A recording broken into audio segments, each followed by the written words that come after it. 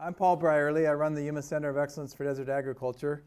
For those of you that don't know, we're a public-private partnership funded by the ag industry, housed in the University of Arizona. We work very closely with Cooperative Extension and other researchers inside and outside of the University of Arizona to get solutions to problems that you in the ag industry face. So there are some new resources here that the university has to address the issues that agriculture has. We at our center, I don't know if she's standing right outside, but we hired a director of research about a year ago, Stephanie Slinsky. And I don't know if she can hear me. Stephanie, raise your hand. So Stephanie's here to understand the problems that you have and find the resources that can help solve those. And I also wanted to introduce real quick Russ Engel, who's fairly new himself as the Yuma County Cooperative Extension Director, and they've also brought some new staff in to help address the problems of agriculture. Thanks, Paul. So as Paul said, I'm Russ Engel. I'm the Director for Yuma County Cooperative Extension. I want to just take a couple of minutes. As Paul mentioned, we've kind of been building our program, and a lot of you know Kurt Nolte retired a few years ago, and that position's been vacant. We recently filled that. So I'd like to introduce two of our newest team members. And first of all, Dr. Bindu Kudel. A lot of you probably know her. She's been here since February, and she's a plant pathologist, and it's probably, yeah. Stand up. So a lot of you know probably that Mike's going to be retiring in December, and so we brought Bindu on to, kind of learn from Mike and make sure that there's not a gap in that program with the plant disease program. So Bindu's been here since February. She's got the plant lab, running, and she's been stepping in and kind of addressing some issues with hemp and other things. So she's on the ground running pretty much now. And then the newest member that we hired is Robert Masson, and he is the new ag agent for Yuma County. So Robert's only been here for 3 weeks with us. He was working for RD4 Ag before he came on with us. So he's been in Yuma for a couple of years now. Knows some about the ag industry, was doing ag-related research for them. But what I would like to say is, we're here to help you guys. We're here to help the producers in the ag industry. So please, if you don't mind, get to know Robert, introduce yourself. I'm sure he's got some business cards with him. But let us know what your issues and your problems are. That's our job. That's what we're here for. We're here to kind of address the issues and the problems that you're having, and to see what we can do to help solve those issues. And so both of these people are kind of new resources, and we encourage you to take advantage of them. And as Paul said, we're all here, we're all together, we're all U of A, we all partner, we're all trying to make this a stronger program and help the ag industry in any way we can. So please welcome these guys and get to know them and utilize this. That's what we're for. Thank you, Russ. This program today is a good example of us working together. Dr. Mike Ottman is the one who arranged most of today, and he wasn't able to come in person, but he's going to be on the screen when it comes time for him to present about his work. And just, again, as an example of this cooperation, we were put in touch with Barilla a while back by industry, by Michael Edgar at Barclay Seed. And we worked to kind of play the middleman and figure out with the researchers that we had available to find some projects that would work, that Barilla would be interested in funding. And they ended up funding a couple that you hear about today with nitrogen management, water footprint for Durham, and helping provide some tools for doing the nitrogen management. So we again we coordinated that project, got it put together. We've worked with Barilla. This allowed the researchers to do their job that they like to do and get the results that you're going to hear today. So we appreciate that partnership with Barilla and with Cooperative Extension. I do want to thank Sonnet Nelson, who's standing outside, for being the magician that makes this all work, and both the project and also today's seminar and the PR that lets you all know that we're doing it here today. So with no further ado, the format, basically we're gonna have several presentations. They have 20 minutes allotted each. which is about 15 minutes for presenting and about 5 minutes for Q&A. So we're hoping there'll be a lot of interaction. So please, as they're presenting, think of questions that you have. We'd like to have that Q&A time, and then we'll have a break, and then we have a few panels where we're going to have topic areas and presenters on that. And likewise, that will have some presentation with a lot of time for questions. So please think of questions as they're presenting. Those are each about a half hour, and then we'll have lunch, and if there's any further discussion that you want to have individually or as a group, we can do that. So if there are no questions, we'll launch into it.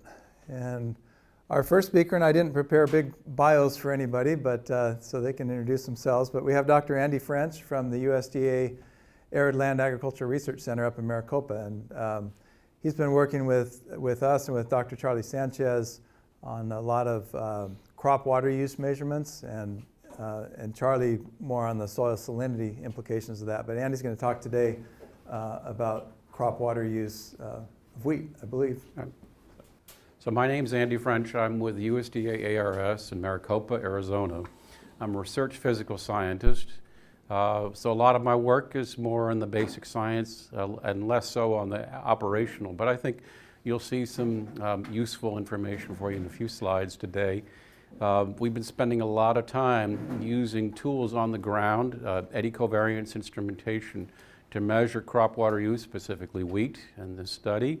And we're also been using satellite data and airborne data. So what I'd like to do is, the general theme of this talk is multiple scales. And the scales, I mean not just in space but in time, because we're able to sample the water use at the very fine time increments all the way up to the full season, the growth cycle. And we're able to measure the spatial variability of that water use from meter scale, which you might get from, say, soil moisture measurements, to satellite data. So that's the theme. Hopefully this has some useful information for you. These are my co-authors. Charles, I think, was originally on the docket to be the speaker, and he couldn't make it. Mazen Saber is probably in the audience. He's in the back. He's been an essential part of the team to assembling the eddy covariance instrumentation in the field. Juan Gonzalez is a postdoctoral researcher. Ray Anderson at Salinity Lab in Riverside, California, all very important for the work. I have many people to thank here for the work. So this is the multiple scales theme of the talk.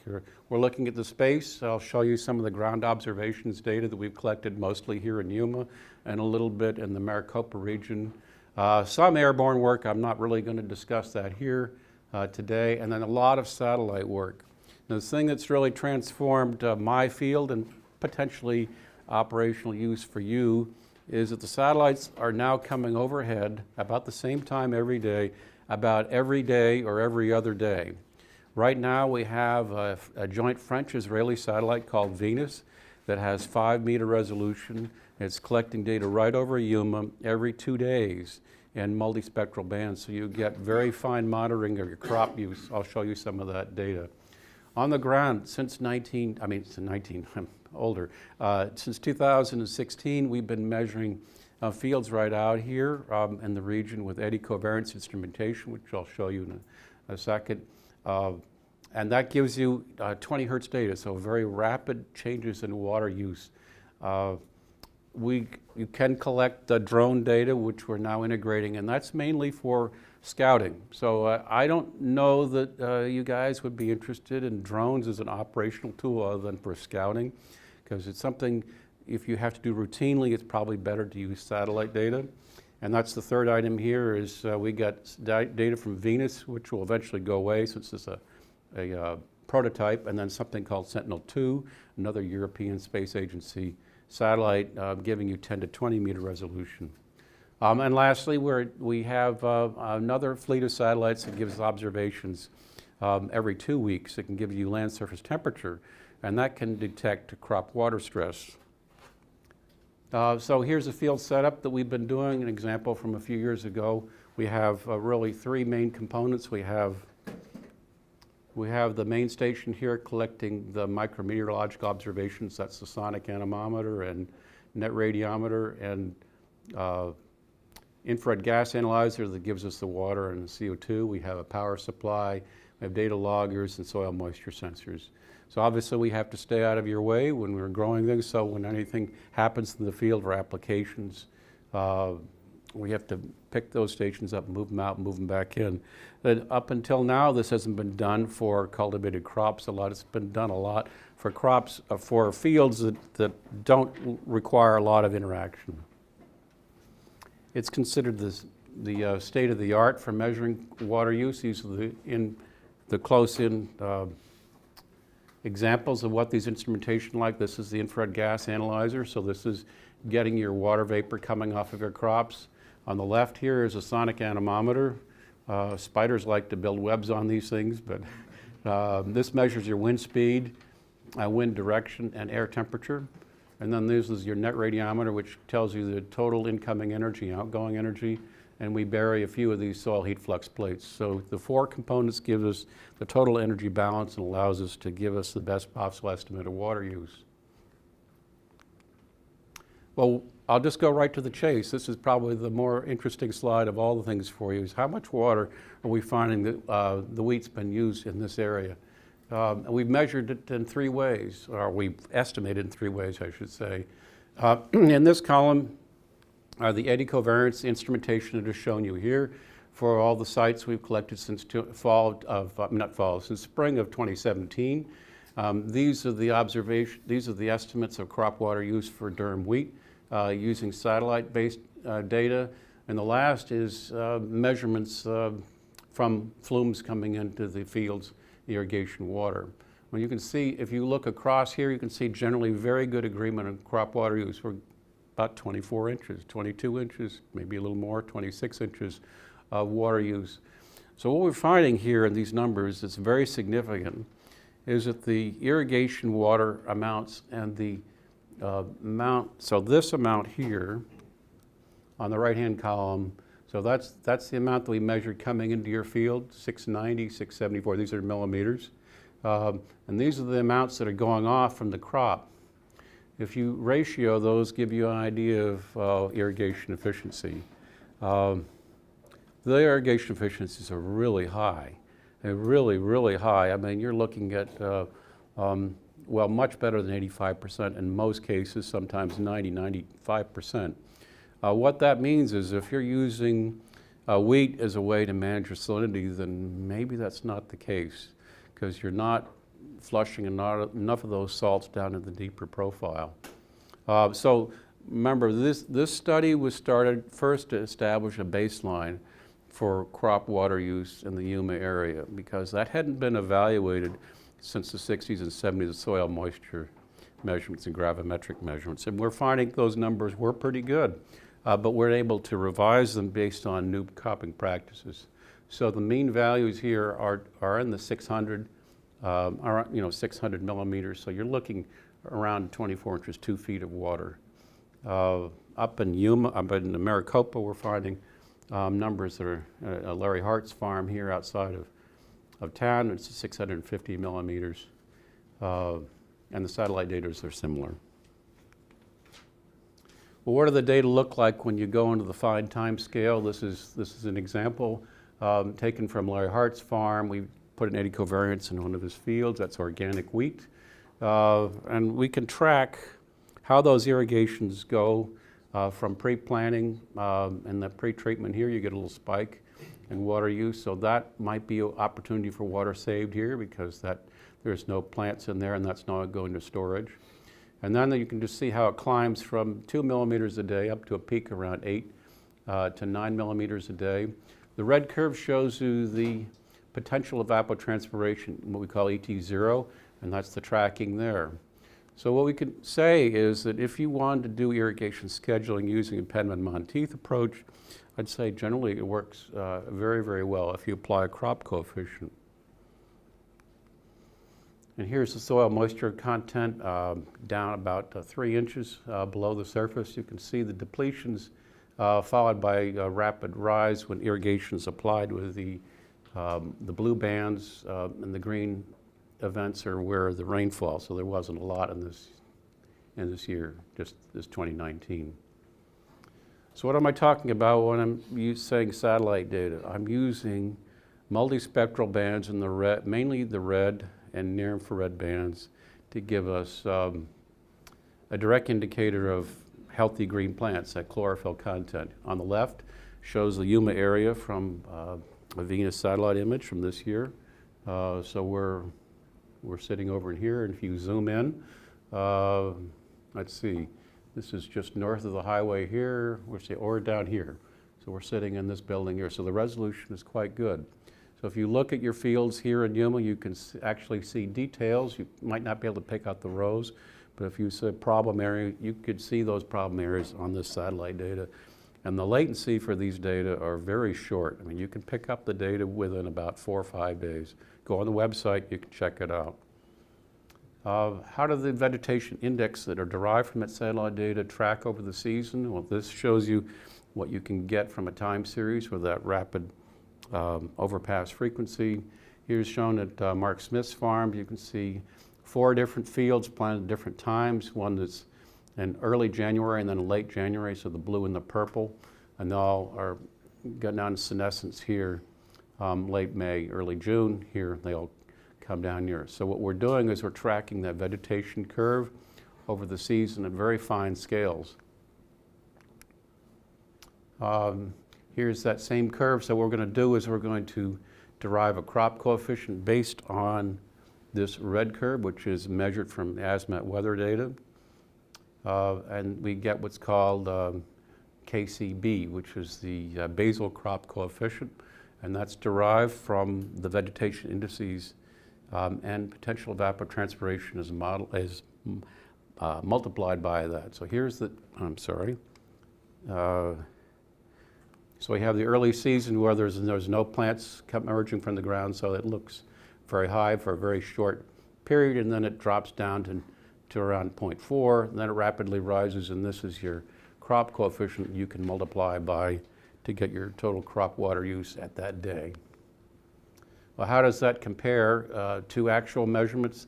They're very similar. So on the left-hand side is what we get from satellite data, on the right-hand side is what we get from the eddy covariance. There are obviously details that are different. The scaling's a little bit different, but when you integrate the total water use, they're very similar. The peak crop water use periods match well here and here. What are the emerging issues for satellite data? So a lot of us remote sensing think that there's a lot more we can do than just take simple pictures of your crop. We can look at different indices to look at chlorophyll content, and this is just a hint of what that could be. On the left is the same curve I showed you earlier with the normalized difference vegetation index, very common standard sort of Chevrolet product that's produced. In the middle and on the right-hand side are 2 indices you may not have heard of, MTCI, which is a chlorophyll index. Let me put it that way. It's a chlorophyll index. On the right-hand side, it's measured in terms of the reflectance of the wavelength. And in the middle, it's just a number typically ranging from 0 to 10.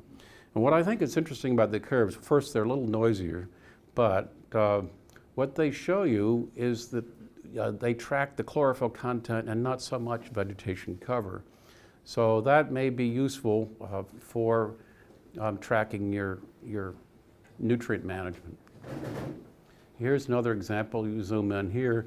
So in the traditional monitoring of your crops with the vegetation index shown at the top, you can see that the peak value for that occurs around day of year 100.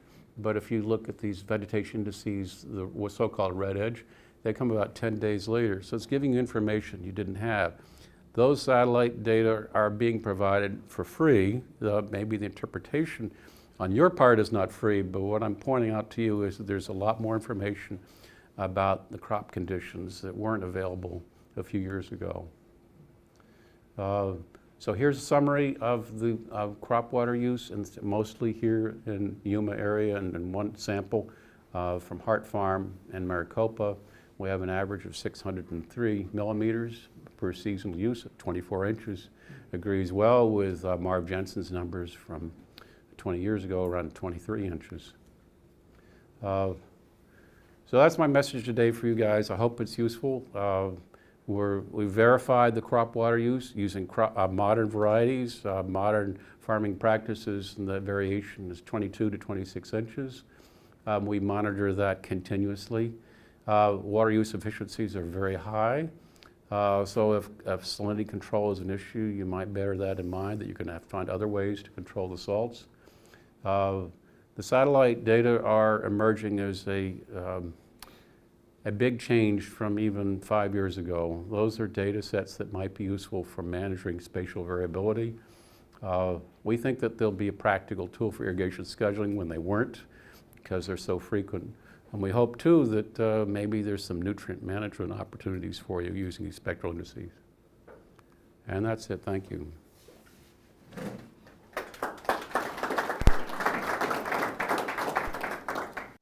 While you're thinking up questions, I should have mentioned that this work on the measurements that Andy and Charlie are doing is a very large project, and it's funded in part by the irrigation districts, the Bureau of Reclamation, the Specialty Crop Block Grant Program, the Grain Council, which David's here, and others. So it's a large project. We looked at 14 different crops now, I think, to get this kind of data. And I also wanted to mention, Andy spoke the other day at one of our meetings, and he was very excited about the satellite technology. I thought that came across neat, that he said for 20 years, there's been this promise of satellite technology being able to be useful for these kinds of things, but it's only recently that maybe you want to comment on that, but I thought that was neat. We have said, well, you guys need to be using satellite data. And they said, yeah, right. We've got a satellite comes over every 2 weeks and it's cloudy, so we don't get information for a month. That's not useful for us. But that's all changed, really. They've got CubeSats. We have this Venus satellite. Not all of it's free. And those that aren't free, they know the resources people have, and they have to make it profitable. Maybe you're not going to use the data just for fun. So it's really transformed the way agriculture can collect data. The question for you is if you can find a way that could change your practices to save you something and be more productive. If it doesn't do that, well, then it's not helpful. But we think it could be helpful. That's the message I'm trying to convey, and of course I'm all listening. It's like if you say, no, it's not useful, we need to know that too. Well, so the question is whether 15% is a viable figure for leaching. And what I'm saying is this, yeah, that's the number probably you should do, and some of you aren't putting on that much. So now this is a discussion we've had with like people like Mark Smith, who's saying, well, I don't get it. I've been farming for 30 years. I'm not building up salt in my profile, so what gives? Well, Charles and I have had the discussions about this, and we think what's happening is you're getting rid of the salts in your pre-irrigation phase. That's where they're going. If you didn't have the pre-irrigation, if you didn't have the Sudan grass, you would have a big salt problem. So yes, 15%, I don't know, I haven't done the math of the number, but it's not coming from this. Yeah, and of course Mark has a lot of wonderful loam soil, so once you get into down around Somerton and those areas, I would be curious what your numbers would be in the heavier clay type soils and stuff like that. So we don't have, well, except for that JV study, that's the only study we have, and it was on a smaller size field. That's the only example we have from down there. So if there's interest in bringing wheat back into the measurement series, we'll do that. I'm not sure that we're doing anything this year, but it could be added if there's interest. He was funded by Barilla to look at what's the water footprint of wheat and really to make that more accurate than what was out there previously. So his talk is entitled Food Industry Water Footprint Calculations. What do they mean for wheat producers? It's always a pleasure to be back in Yuma to talk. It's a real pleasure not to have to talk about trade. So there's been a recent, interest in water footprints. The idea is for every product people consume, how much water is actually consumed. in the final production and distribution of the product. And there's a water footprint network that has developed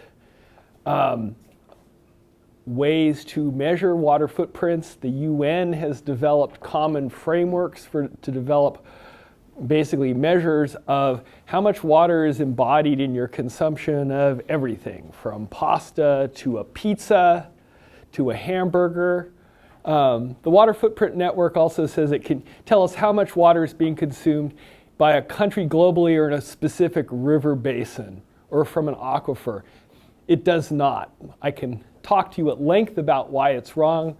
And some of the research I've done, you can show that when you can actually reduce the water footprint and increase water consumption. Water isn't like carbon or other kinds of inputs because it can be used multiple times. It runs off fields and it's used in common. So this aspect the Water Footprint Network emphasizes is demonstrably not true, but we can talk about this later. So pulling up the sustainability report from Barilla, and they have the kind of a mission statement or motto of their organization is that they want their products to be both good for you and good for the planet. And from the report, they talk about the water footprint of Barilla pasta in Italy is about 1,500 liters per kilogram. I'm going to inflict the metric system on you. To more than 2,850 liters if produced in Turkey or the United States. And Barilla has environmental footprint of pasta, and they have an ecological footprint, a carbon footprint, a water footprint, and there's different stages of production in terms of environmental impact. And one of the things it's kind of blurry, sorry, is that this is at the actual farm level, this is at different stages of distribution. And the environmental impacts and the water use impacts at the level of crop production are very large, and they're actually fairly minimal for the later distribution and processing stages. And that's true for pretty much all food products. All the action in terms of water use is going on farm. Now, Barilla isn't the only company doing this. This is a trend. Over time, we've seen a trend toward consumers caring a lot more about not just the price of products, but how the product is made. What's the environmental impact of how it's being brought to market? What's the product narrative? This is the Field to Market, Field Footprint platform. Field to Market is an association of, I think, all the major food processors in the US, other environmental groups like Nature Conservancy, but they have developed this thing called a field print platform where farmers go and they can look at, and there's different metrics in terms of their production practices. Your footprint is larger the farther you go out on this radar map. The idea is to try to have things with a smaller footprint. So smaller is better. The point here is that, and this is a particular farmer whose plug their information is in. So kind of a new trend is the environmental impact and the environmental consequences and your conservation, your stewardship production process are things that it isn't just EPA or the Department of Water Quality that's caring about this, it's the buyers that are caring about this. So if you look at Google Scholar records, including the exact term water footprint, it went from virtually zero, at the beginning of this millennium, up until over like 3,000 a year. So there's a huge academic interest, there's a huge business interest in this.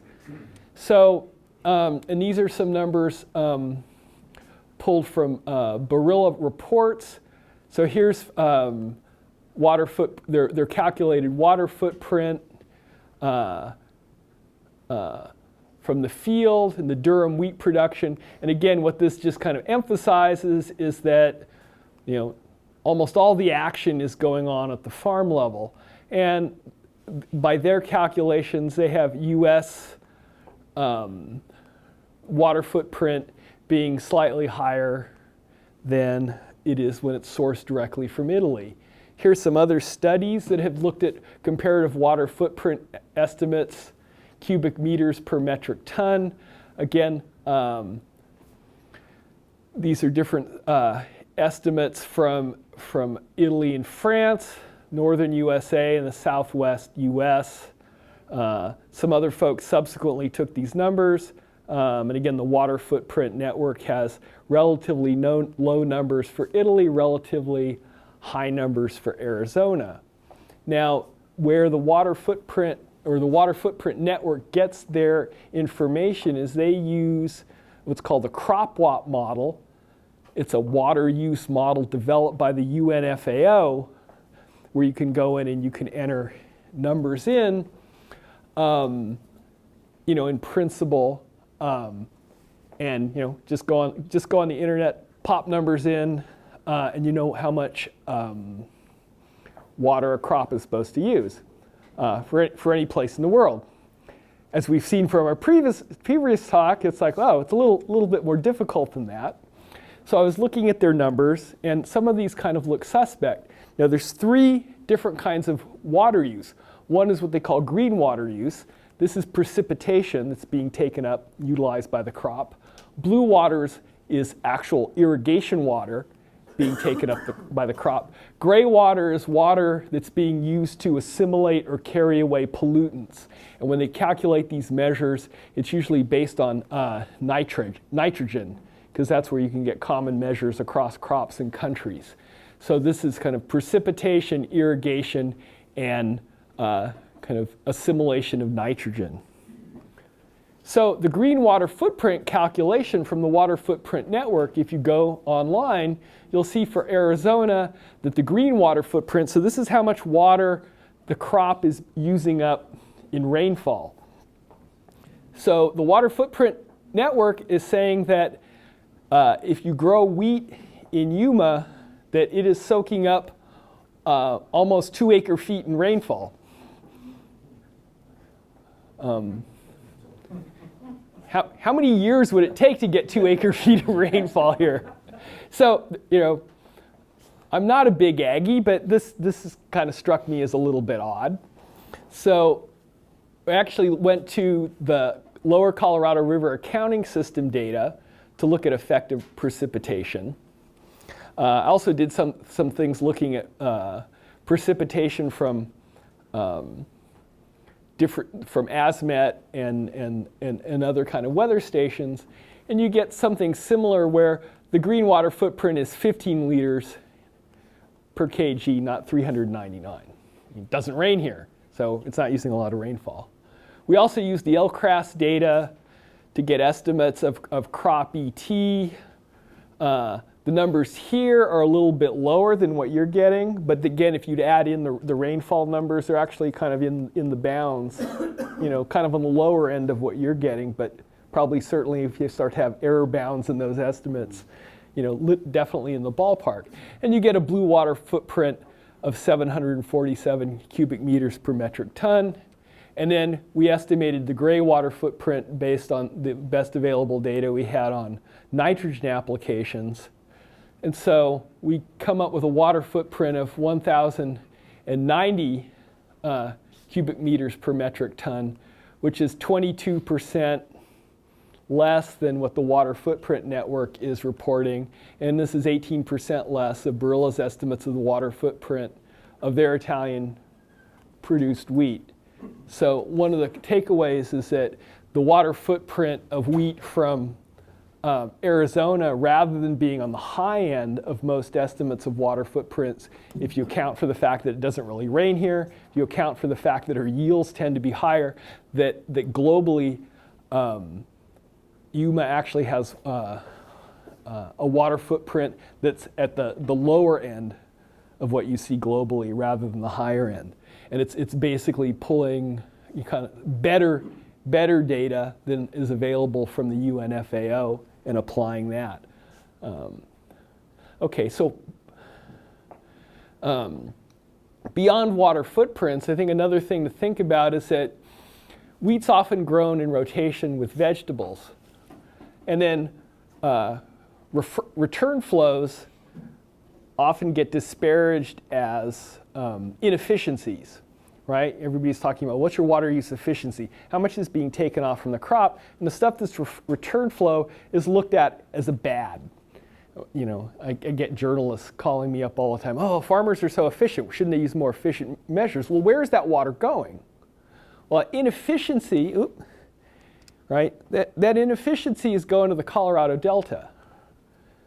So if we go back to this idea of, oh, good for you, good for the planet, right? It's like, okay, well, what are a lot of growers producing? They're growing wheat and they're growing vegetables in rotation. I don't know, that seems to strike, that kind of checks the good for you box. And the water that you're not using up is going to the ecosystem services, right? It's going to the delta. So that's good for the planet. So, you know, another thing I've seen looking at studies of ecologists of the role of agriculture in Yuma, there's been a transition over time. If you look at articles farther back in time to more recent ones, where once farther back in time is agriculture is a villain. You're using up all this water. If you weren't using up this water, you know, there'd be more water for the estuary. The delta would be better off. Well, ecologists have started to realize that, well, that return flow is what's keeping the delta going. And if you didn't have agriculture in Yuma, you would have swimming pools in Phoenix. Because you know if you guys aren't using that water, they're not going to just say, oh, let Mexico have it all. It's going to go away.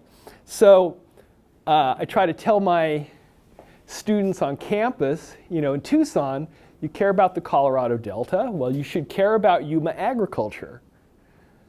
Because you guys, you know, if you care about the environment, the farmers are helping you. They're on your side. So here's a quote about return flows. It says, Delta ecosystem will be better off if the existing, and they put quote unquote inefficiencies of the status quo were to be guaranteed. So what does this mean? This means continued farming in Yuma. The wetlands supported by drain water represent high value habitat for water birds. So to translate this from academic to plain English is the ecosystem is better off if you have a farming system in Yuma that's providing return flows. This is in ecological engineering. And so in terms of a product narrative of, you know, good for you, good for the planet, I think this checks a lot of the boxes. And thank you. Happy Halloween. Happy to answer any questions. Could you describe, just maybe reiterate or describe a little further the gray water definition? Okay, the idea is that you have runoff from the field. That needs to kind of get disposed of and assimilated. And so the idea is how much water is needed to do that. And again, you can go to their site about, you know, like if you have so much nitrogen running off in the field, this is how much water that is needed. So how would you define like municipal water that's put back into agriculture? I thought that was somewhere fit the definition. Oh, okay, that's a different thing. Yeah, you're talking about like using effluent or something like that. Yeah, this is a very, you know, specific definition. The idea is that you know, any and it's not just agricultural. It's like any industrial process. You know, you're going to have like some waste that's going to go out of a pipe or something, and it's the amount of water that's needed to kind of assimilate it back that into the environment. Yeah, but I haven't really thought about that, but that's a good point because usually, especially in the United States, when you hear the term gray water, you're thinking of effluent. Yeah. George has a wealth of knowledge on, like I say, economic impact of ag and everything else. Do you have any questions about that? Andy? Well, so is there an opportunity to push back a little bit? I mean, because if you're being penalized by this standardized water footprint model, you're saying, look, we're collecting real data to show what the water use. So how do you What's the mechanism? Well, I mean, Barilla supported this research, so I don't think it's a net. I don't see it as like pushing back. I see it as these studies take, and again, some of the studies I cited, people are kind of like pulling stuff from the Water Footprint Network, like right off the shelf, and in other studies, they're doing things more carefully. So I think, it's kind of like your work is more important than going like, oh, here's this thing off this site, and I'm just going to enter something on the internet, and that's going to tell me the answer. Well, but public policy is going to be decided somehow. Right. Yeah. But I think, they're supporting this research, and we're in conversation, and we're providing information. And we're going to publish things out of this. So it's. I think I don't see it as like, pushing back so much as collaborating. And maybe the other part of that question really is, what are you going to do next? And like you said, you're going to publish, you're going to do a cooperative extension publication. Yeah. I'm not sure what Barilla will do with it, but maybe you can speak to that, Greg. I'll just say, we as a company, we want our consumers of our products to know and understand that we are buying wheat that is being produced in a sustainable way. So to us as a company, sustainability is really, really important. And so we wanted most current up-to-date information on water footprint. So at some point, if we decide to use it as a marketing tool, we have good information. It just so turns out that we're finding out that the North American farmer in general is maybe more sustainable than what we initially thought. So, so your work is going to help us provide current data. Right. And I think it helps them, because they're trying to say, what we're doing is conservation minded, we're doing the right thing, and then someone's going to say, well, that's just your corporate sloganing. It's like, no, we have peer-reviewed research to back this up. And we know you farmers are doing a darn good job, because if you look at it this way, sustainability and profitability go hand in hand. If you guys are not doing things in a sustainable way, you're spending money you don't need to. You're applying more fertilizer, using more water. Water's free, right? Isn't water free to you guys? No. So if you're being sustainable, you're also more likely to be more profitable. But what's the definition of sustainable? Is using the least amount of natural resources and producing the most amount, in very simple terms. Well, I would say to continue being economically viable, I would say no production system that isn't economically sustainable is going to be environmentally sustainable. And if something's not environmentally sustainable, it's not going to be economically sustainable. But if you can't make a living doing it, it's not sustainable.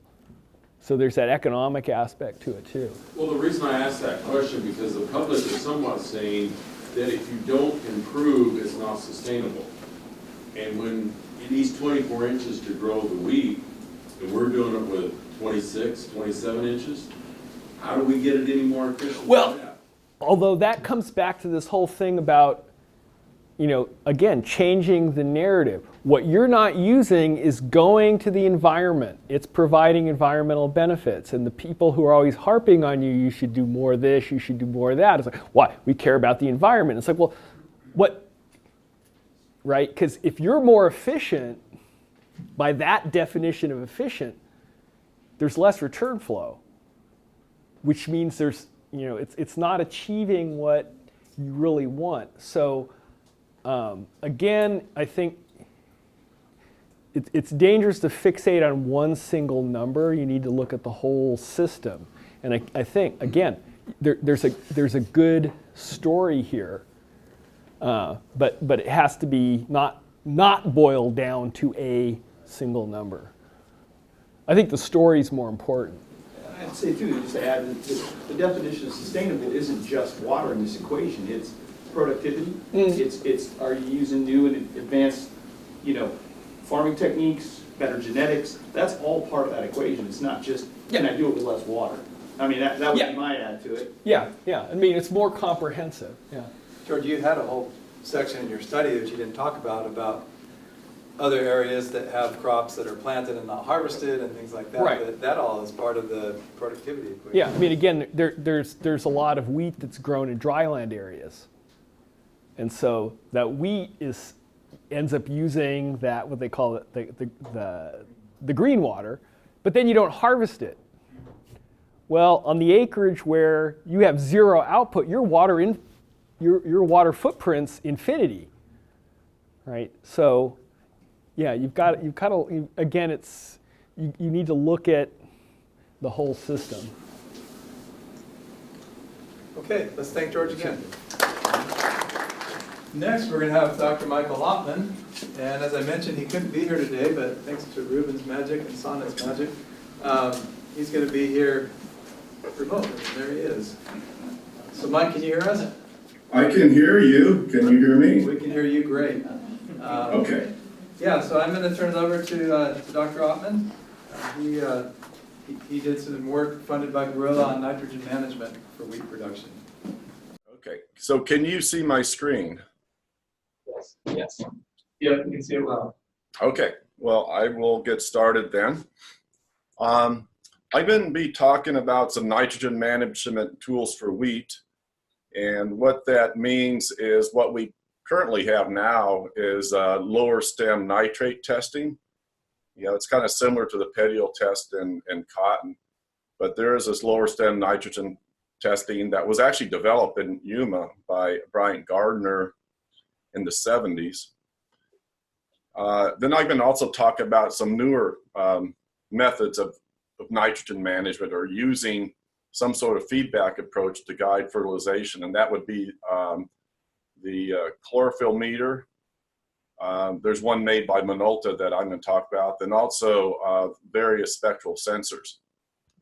So I just wanted to have this slide. Is everyone knows how to grow a wheat crop. Of course, you start with the soil, seed, and seed.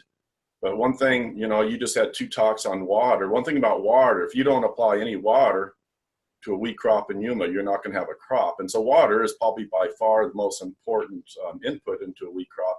Probably second is fertilizer. I'm going to talk about some fertilizer studies that were done in Yuma in 2019. And the thing with fertilizer, if you don't apply any fertilizer to a crop, in Yuma or other parts of the state, when I've done these nitrogen studies, is that you'd probably get a half or a third of the yield. And so by fertilizer, I mean, I should say nitrogen fertilizer. And so that it's a very important input into a crop. And of course, you control the weeds, and then you add sunshine, and then we get these tremendous wheat yields in the deserts that you're all familiar with. So one question about fertilizers, how much and when, and one way of doing it is just a recipe based on past experience. You know, you could say, I can put so much on and at various times during the season. Other is a yield approach, and this is common, I guess, in the Midwest. They'll typically use this not only for wheat, but say for corn, for example. You project a yield, and you would try to replace the amount of nitrogen taken out of the crop in harvest with fertilizer. And so that is an approach. The other is just by appearance of the crop. You know, you drive around in your pickup, you look at the crop, and you say, oh, it looks like it's a little bit yellow, so I'm going to apply some fertilizer. The other is through these nitrogen management tools, and the advantage of these nitrogen management tools is more of a feedback approach.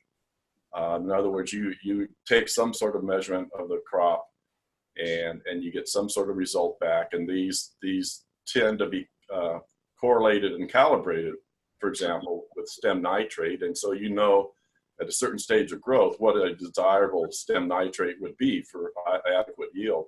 And then you adjust your fertilizer accordingly based on these tools. So there's a few tools I'm going to talk about, and that's a lower stem nitrate. I think a lot of you are familiar with that. He has this chlorophyll meter.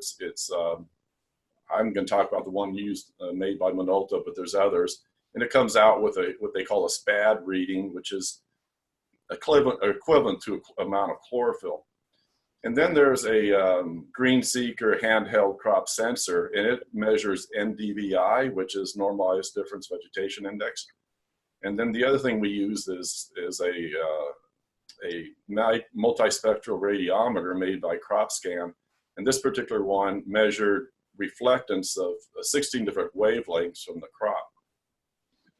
So first, the lower stem nitrate is you basically come at different stages of growth and look at, you take samples of the lower 2 inches of the stem, and then you send these samples off to a lab for analysis, and you get some sort of a nitrate content. This is the chlorophyll meter made by Minolta. This is the one that we use. And you see that near the end, I guess it'd be the top left corner, you see like a little, it almost looks like when you go to the hospital and get a oxygen sensor placed on your finger. That's sort of the same thing. You clamp this on the leaf and it gives you a SPAD reading, which can be correlated with chlorophyll content and therefore the nitrogen fertility status of the plant. This is the Green Seeker handheld crop sensor, and it's very miniaturized and convenient from what we've had before. And you can see it gives out the output is NDVI. And what you do, you just walk through the crop. It's not static. You just don't stand there. You walk over the crop and take a series of readings, take an average, and then the higher the number, the more vegetation, obviously.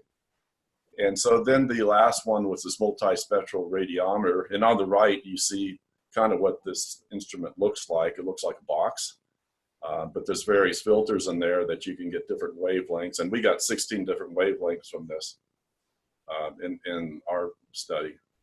So I'm going to talk a little bit about the studies themselves. And so we did two pretty much identical studies at the University of Arizona Valley and Mesa Ag Centers.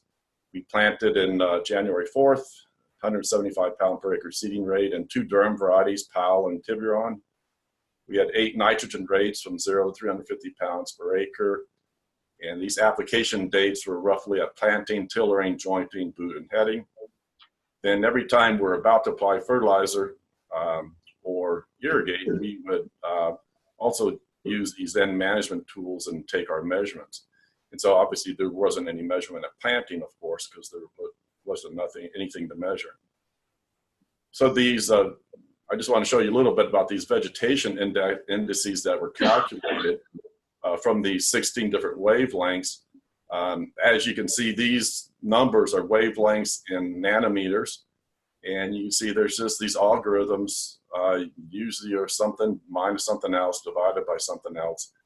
So we have the NDVI, something called the green NDVI. The reason the green NDVI is called that, you see it's the 550 nanometer wavelength, that's in the green range.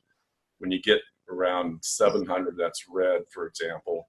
You have the red edge, NDVI, the green vegetation index, the difference vegetation index, the chlorophyll index, green and red edge. And these were selected because these were used in the literature somewhat successfully by other researchers.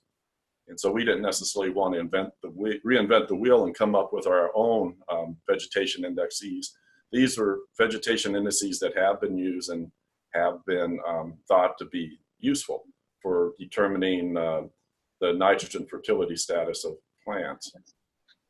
So just as a reminder, this, if you look at visible light, this is in meters, not nanometers, but if in nanometers, it's from about 380 to 750 nanometers is visible light. And then what we were measuring is in the visible light range and into the infrared or near infrared, which would be in the 800 nanometer range. And you could see visible light is just a small part of the electromagnetic spectrum. This is a drone shot of our study in the Yuma Valley. This was taken on March 28th. This was pretty close to the heading stage, not quite heading. Some of the plants were just starting to head. And you could see what we had is where you see, I call it what you see the small plots. We had 8 strips, and we alternated the varieties, the Tiburon and in POW in strips up and down the field.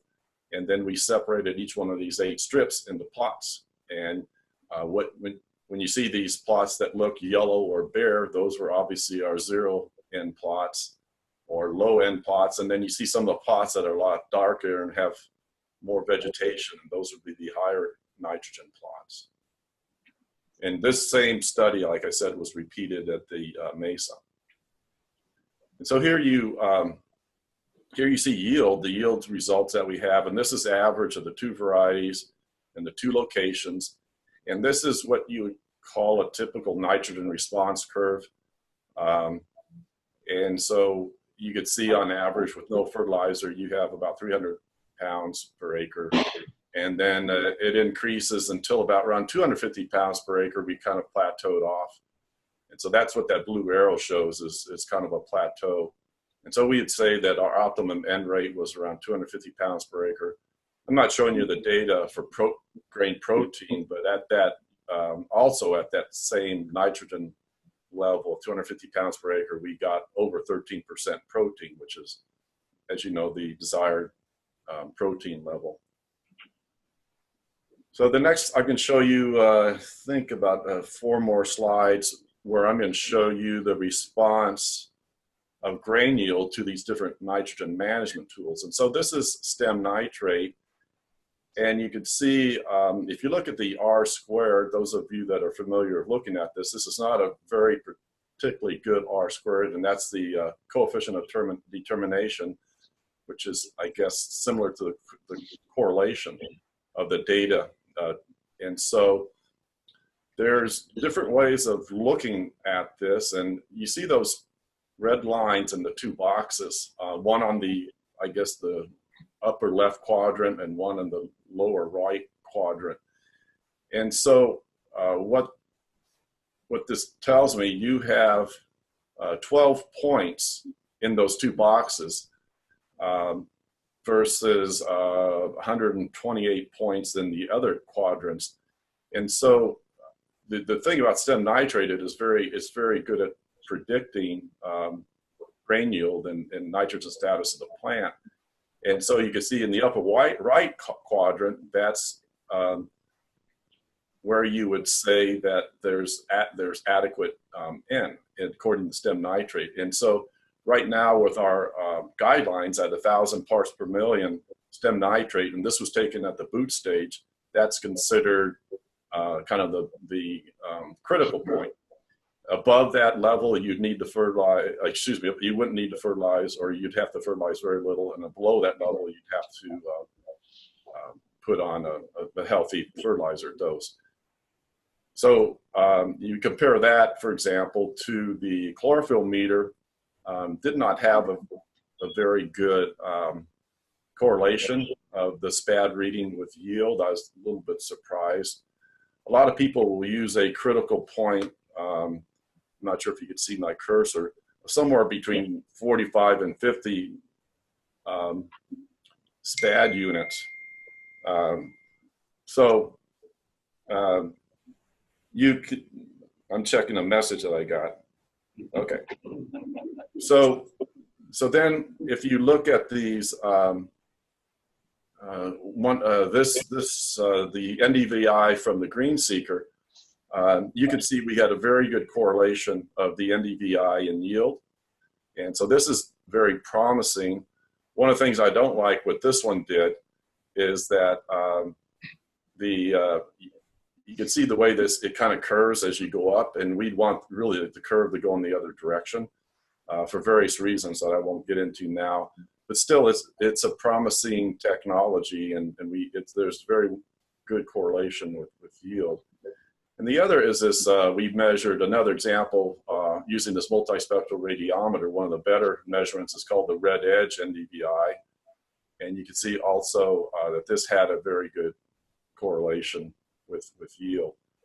And so to get this sort of correlation is surprisingly good, put it that way.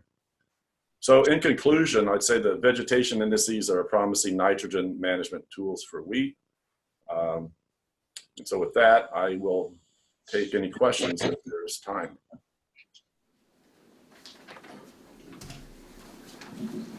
Bobby's got a question. Go ahead, Bobby.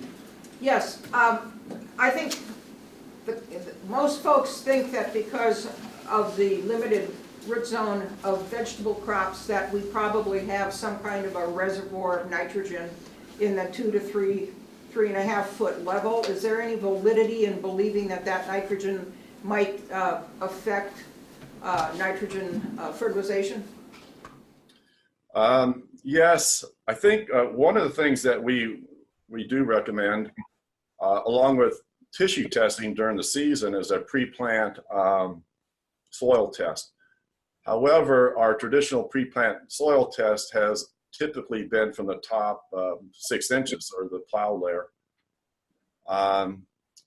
But the assumption, the reason that we only have looked at the top 6 inches is because the person that came up with this test 40 or 50 years ago found that the amount in the top surface is pretty well correlated with what's below.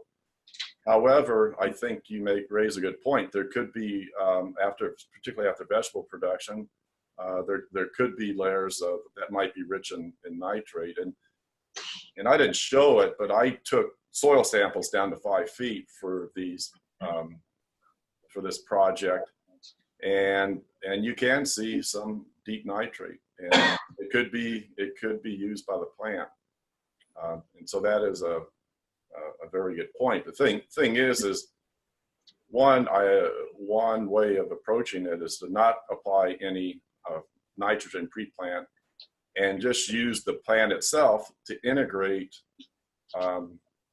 what's out there, or to tell you what's out there. So if the plant's getting some deep nitrate, it should show up in the plant tissue test, and then you should be able to back off in the recommendation. I think where the soil sample would particularly help is if the grower is planning on doing any pre-plant fertilization. Thank you. Yes. Other questions on nitrogen management?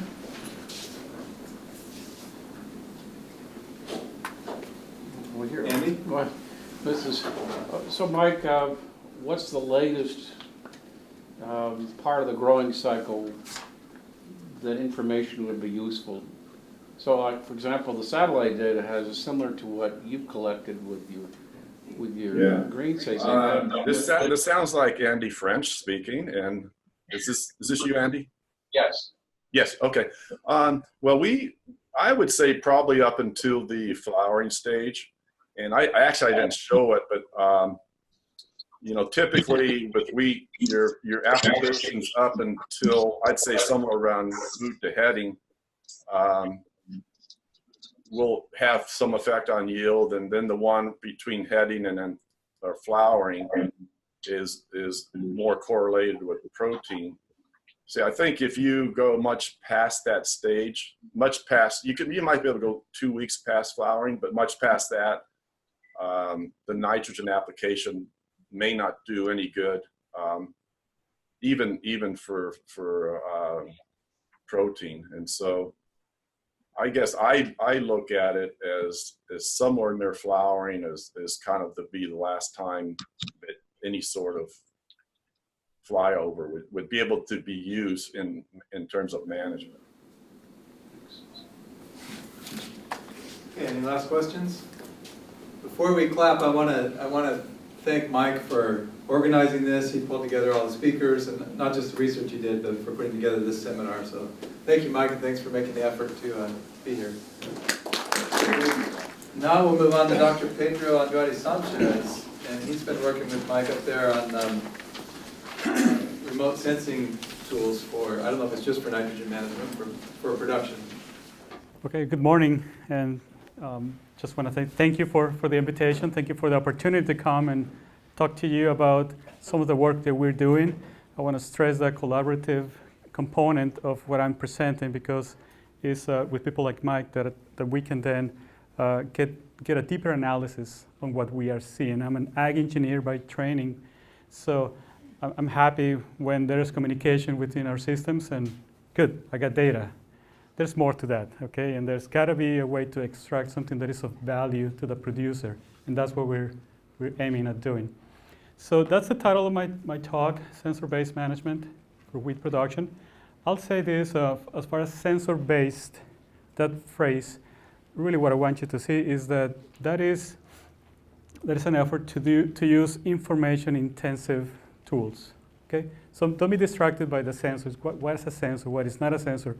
It's about integrating information. And most of the times now we do digital tools to achieve that result. So that is, oh, by the way, that's the tail of my talk. Okay, so I divided my talk in 4 components. I'll first talk about field variability, soil and the yield effect that is on that soil variability. And that point number 1 is about the why we think this is important, why we think there is a technical basis to establish some information-intensive fertility management. Part 2 is about the what we can do, or what we are proposing to do, what we will keep exploring as options and alternatives. And that's the implementation of sensor-based, management-based. I'm going to be talking about 2 approaches. One is the approach of digitizing that field variability. There are many multiple ways to do it. I'll describe some. And with that information that's acquired previous to the time of the actual application, we develop variable rate prescriptions. I'll explain that. The other approach is to do something that is real time, like sensing that variability and forcing the system to adjust its rates, or the delivery, the dispensing of those rates in real time as the application machine is going through the field. Part number 3 is about an aspect that I haven't heard much today in this talk, but that is about grain quality. And my understanding is that for wheat growers, for durum growers specifically, the quality aspect is of prime importance, right? Not just the how much, but what is that quality of the grain that determines the value of your output. So I have some information there. And last one will be very simple, more practical, is what we can do in the field to enable the variable rate, right? It's very practical from the sense of application technology. Okay, so first to the field variability. I took this image from Safford, Arizona. And that is a big field, very large, about 50 acres altogether. And you can see just visually how much there is different kinds of soil in any given field. You can repeat this in your own fields. All of us look at fields on Google Earth, Google Maps, and it is obvious. I don't need to be an agronomist to know that there is a difference performance of the same crop inside that field. Okay, there are zones that are greener, zones that have just a different look, and in spite of that, still the most common practice is uniform management.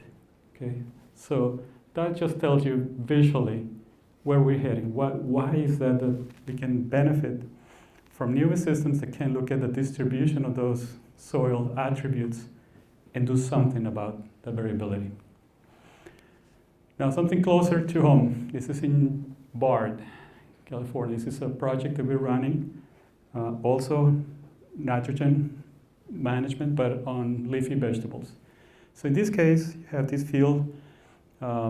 This belongs to Top Flavor, or is managed by Top Flavor. And you see, again, same type of image, looking at so much variability inside that field.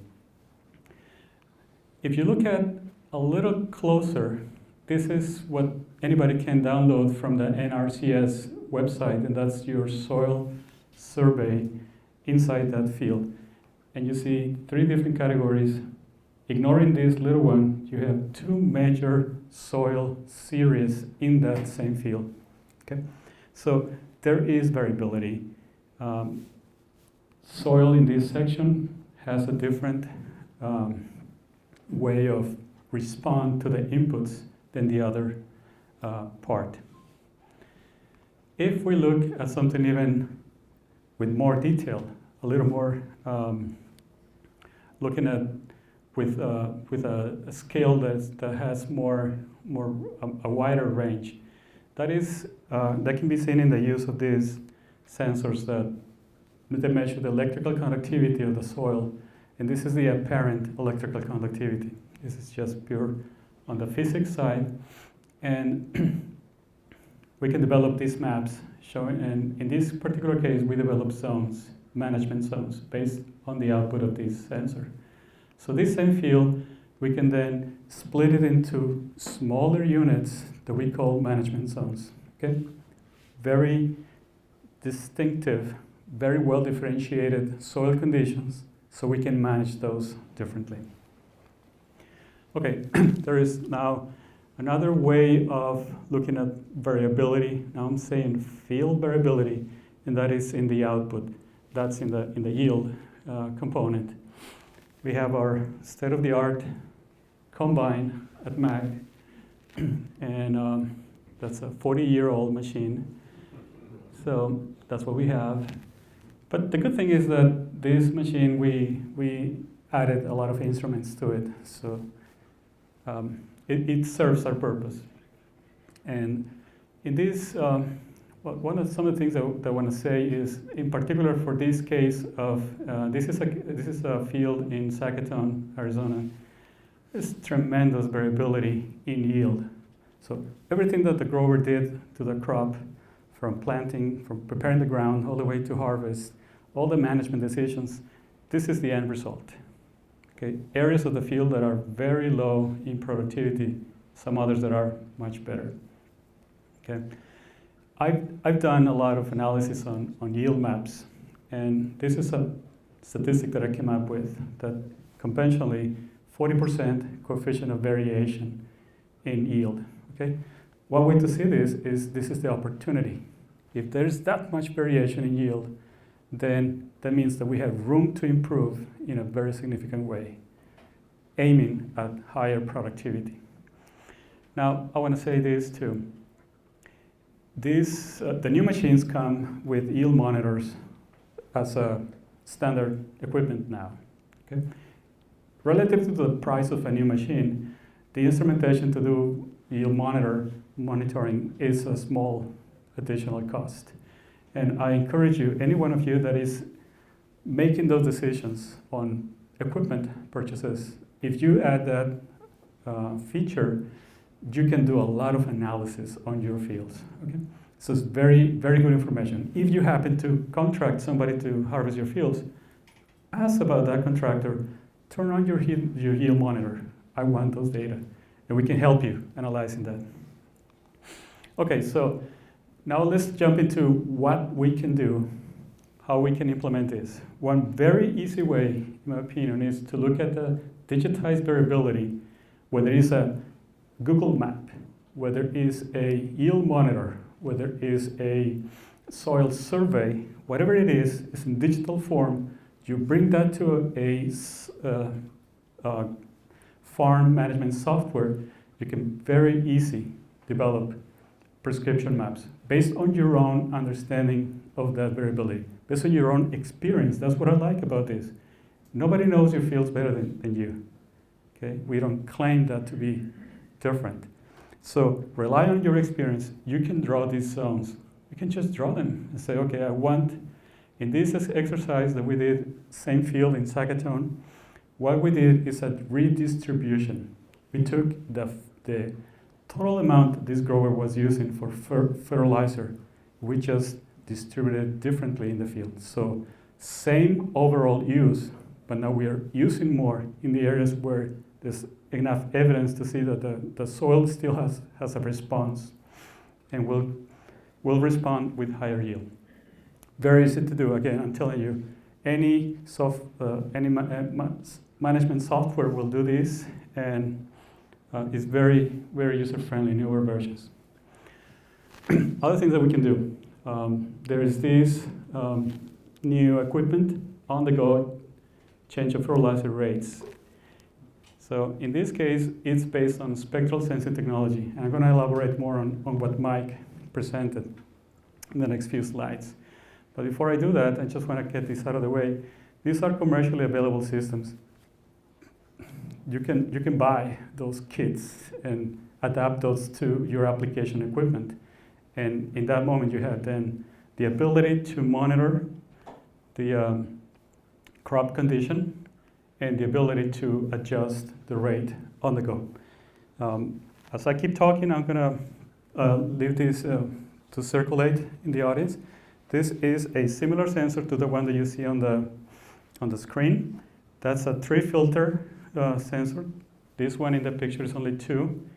And if you move the sensor from the certain angle, you can see the different colors in the 3 filters. Okay, just for your own curiosity. You can feel it. It's a ruggedized system, so it can stand vibration, moisture, and other things. Okay, so I feel the need to explain a little more on what's this spectral technology. Okay, so the next couple of minutes, I'll do that. This graph, this plot came from the same experiment that Mike Ottman introduced. And in this case, I'm looking at the response on those treatments where we have no fertilizer added in the whole season. That's the blue line. This is the one that corresponds to those plots, the average for those plots that receive an abundant supply of fertilizer, 350 pounds of nitrogen per acre. So here's the basis of this. When we look at the wavelength, which is the inverse of the frequency, the visual, I mean the part that we can see with our eyes ends somewhere around here. And this is the near infrared portion beyond 700. So with these two curves, big differences are in this portion and in this portion. So a well-fertilized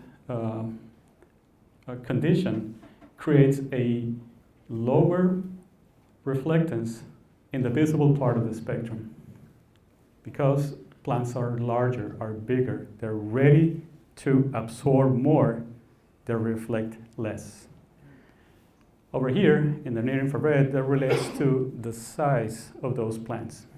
And it's just the opposite, right? Because we have more reflectance where we have stronger, bigger plants. Okay? But that inverse situation makes us think that this is an opportunity to characterize those plants, characterize the condition of the crop. We're looking at two extremes. So if this is the response, it's so different the response, can we use this to our advantage? And that's been behind these experiments all the time. So I'm going to go a little faster now on explaining some of the decisions behind selecting a particular index. We talk about spectral indices. Andy presented quite a few of them. So let me make a really quick point here with this graph. On the same study that Mike referred to, we got 64 plots. And I'm plotting here the relationship between two indices. Every plot, I just computed 2 indices for each one of them. One is the normalized difference, vegetation index, and the normalized difference red edge, which is the red edge NDVI form. These are your equations here.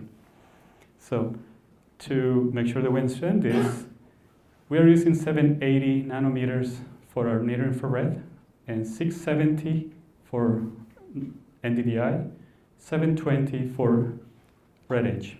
So going back here, we're looking at either 670 NDVI or 720 red edge. Okay? So different portions in this curve.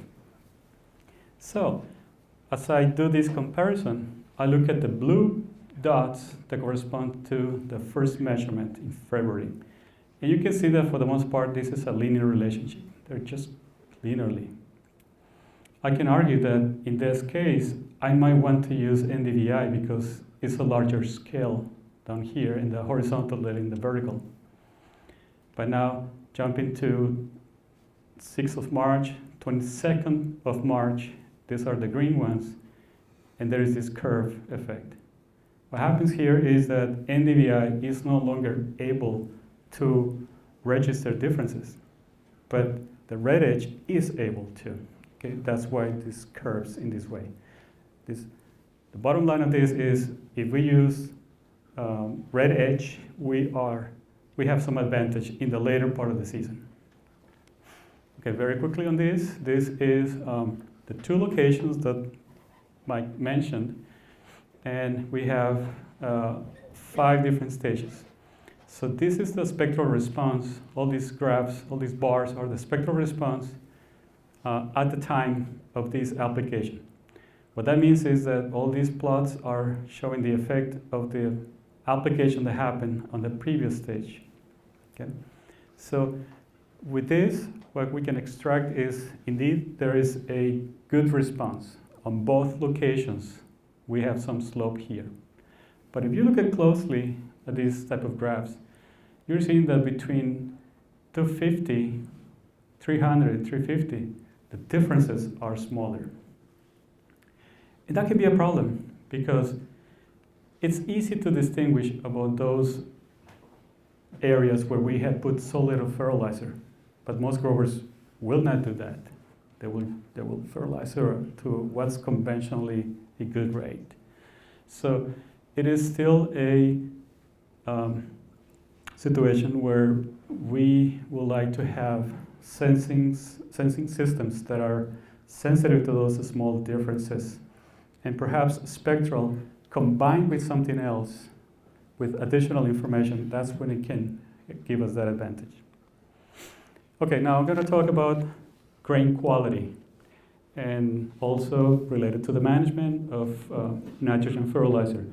We got this study funded by the Arizona Small Grain Research and Promotion Council a few years back, and that old machine that we had, we got it instrumented with a sampling mechanism. So we were taking several samples as we were harvesting. We sent those samples to the lab, those grain samples to the lab, and we determined protein, and we are mapping that. So in this field, this is also in Sacaton, there were, I don't recall it at this moment, but there were about 50 data points that we collected. So we mapped. We got these areas of the field that had higher protein content. Very interestingly here, lower. Larger here. This is lower protein content. So it goes from 11 to 13.4. As we relate that to the soil electrical conductivity, there seems to be some association between these high EC, soil EC values with a low protein, okay? What I'm pointing here is really, we need to understand those dynamics. We really don't.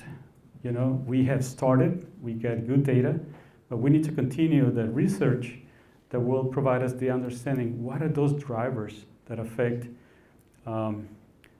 protein content? And I can tell you, it's easier to understand the yield, the mass per unit area, but there's gotta be a combination of two functions, the yield and the quality, to make good decisions on fertility management.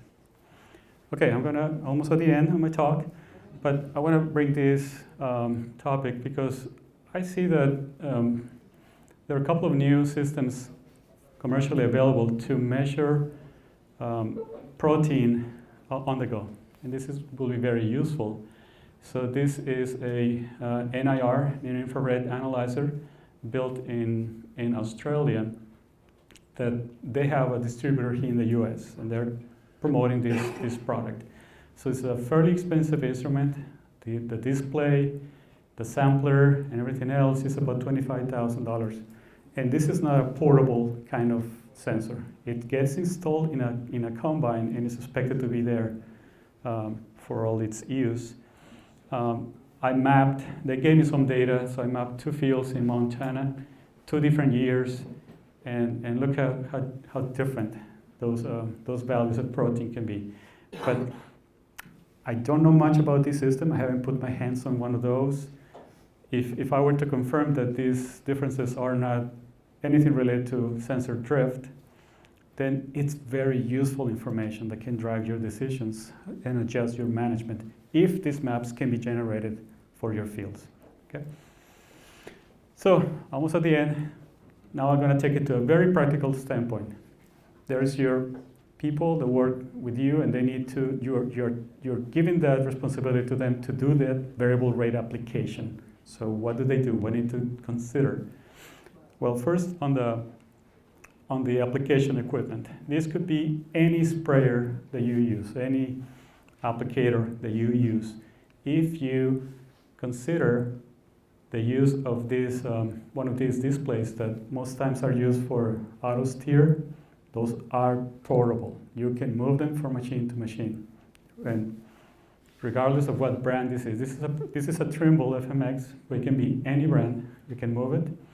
You can add additional hardware to enable communications and unlock this additional functionality. So you can have rate control, you can have section control, and everything combined in this, everything controlled from that display. When the prescription is loaded, the operator only hits this button, it goes, and the rates are adjusted automatically. I believe this is my very last thing. There is a new product out there. We have seen this is the old, the fertilizer nozzles. This is a low pressure system. It's just meant to dispense larger volumes at low pressures. And they work on an orifice plate metering system. That's conventional, right? So there's so much you can do with an orifice plate.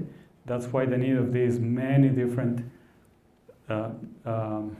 sizes and color-coded. So this will be very difficult to do variable rate with this because you need to change those physically, right? So it's probably not that very practical. So that's introduction to these newer systems where what it is they have an embedded rubber-based flexible variable rate orifice plate here. So that is changing diameter as the flow goes into that nozzle tip. And this is what you get. A comparison, this is a conventional fertilizer application nozzle tips. And this is how much it extends the range when you use the variable rate tip. Okay?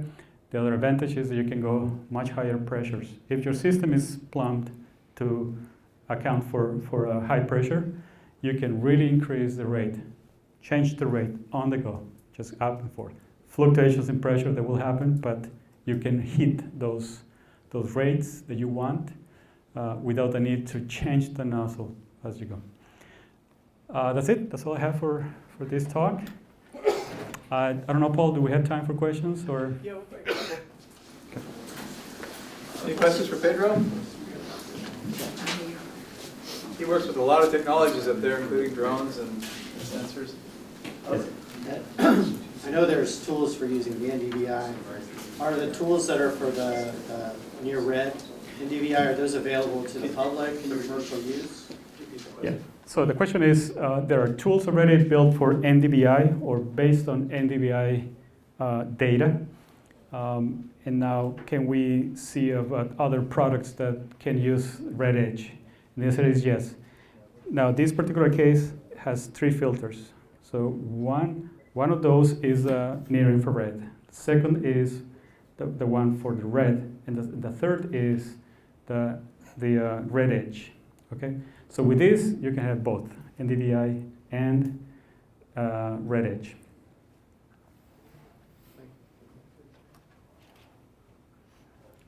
Okay. All right. Thank you very much. Thank you, Pedro. All right, we've got about 30 minutes scheduled for each panel. We're going to start with the wheat varieties panel. And we have with us, starting at the far end, Kirk Dunn from Dunn Grain. In the middle, we have Wissam Abu Hamid from the Arizona Plant Breeders.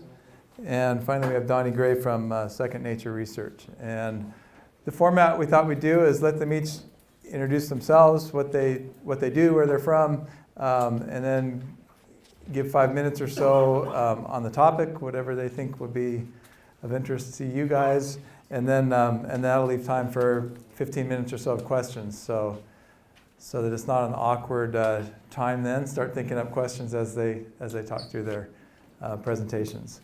So maybe we'll start with Donnie. Okay. Hi, my name is Donnie Gray, for those of you who don't know me. The plant breeder and director of varietal development for Second Nature Research, which is the breeding arm for Barkley Seed Company here in Yuma. Born and raised here in Yuma area, attended University of Arizona, and also UC Davis. Been working with the small grains program here in Yuma for about 15 years now. Primarily focused on durum wheat and some forage varieties for California. So had a history here in the area. Just really have enjoyed the time here and look forward to producing varieties that work good for the grower. On some of those questions that Mike Ottman had sent, what was kind of our targets for variety release and development? I would say that we probably all share some similarities there. I mean, our primary focus is end-use quality and what produces the most yield for the grower with the least amount of inputs. So we're constantly watching protein values and how that affects nitrogen fertilization. And with that, comes yield and, of course, standability. And we kind of pride ourselves on how our varieties stand in the field. It's pretty tough in the Yuma area with our heavy clay soils to maintain standability. Just with our farming practices, there's going to be some amount of lodging that you can't avoid. When these growers are farming 2,000 acres and the irrigation schedule hits across acres during wind, there's really not much you can do. I mean, it doesn't really matter what variety it is. If it's sitting underwater with a 5 to 10 mile an hour wind on it, and there's seed that's been made, and it's in that soft dough stage, you're probably going to see lodging. So that's something that these guys always have to deal with, and we don't have the answer for that. Maybe we can find something eventually, but that's pretty far down the road, I would say. I would say that one thing that I heard through the different discussions was a lot of talk about the nitrogen fertilization and usage. One thing that I see a lot of is timing of fertilization is huge, and I think there's a lot of guys in the Yuma area that miss that window. They might get their total amount of on, but timing at the end seems to be a problem. I see a lot of fertilizer tanks out there on the last irrigation when it's dough or even past dough stage, and they could better utilize their fertilizer and achieve better protein and yield if they move that window a little further forward. It's something that we've all been fighting and had numerous discussions with growers about, and it seems like the message still hasn't properly been conveyed. There is a lot of neat technology there with variable rate fertilization. When we look at that in the Yuma area, it's going to be pretty hard to adapt at this point in time based off the fact that most of our wheat is water run in. So need to do a little bit more work on how we can be more efficient with water run in. And same with moisture control. I mean, when you start looking at these fields that have hot spots in them, trying to pull borders around some of these areas and how our canal structures are, canal systems are structured makes it very difficult to manage for those small blocks. So that's all I have. If anybody else has any questions. Maybe we'll take questions at the end. That sounds good. Okay. Hello, my name is Wissam Abu Hamad, originally from Jordan. I'm also a graduate of North Dakota State University, go Python. I spent 13 years working with durum wheat in North Dakota State University, and my last 5 years was with Arizona plant breeders in Arizona, Casa Grande. So I have a total of more than 18 years of working with durum wheat. At Arizona Plant Breeders, our objectives is to develop durum wheat varieties that can maximize the economic return to the producers, and also to produce or develop durum wheat lines for the or domestic pasta industry and also to the international market. In our breeding programs, we focus on the same thing we talked about mostly, and the directions of our breeding program usually starts with industry demands. So based on our industry demands, we pick our directions. Talking about producers, they're always focused on the yield and disease resistance and maturity. So we take this into consideration. Also, we keep in mind that we have the millers that they're interested in having uniform seed and also with higher grades and high semolina production or extraction and so forth. And then also for the international market, we're very interested, or they're very interested in high gluten intakes, strong gluten, high proteins, and also the yellow color of the pasta, low cadmium for the international market. Those are the things we keep always in mind when we work in our breeding program.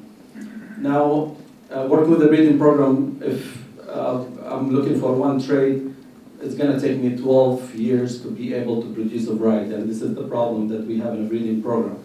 So what we usually do in our breeding programs, we use or we utilize different methods of breeding, and some of the breeding methods, besides the pedigree method that we always work on, like as breeders, we also use marker-assisted selections. This is a molecular breeding techniques that we use in our lab.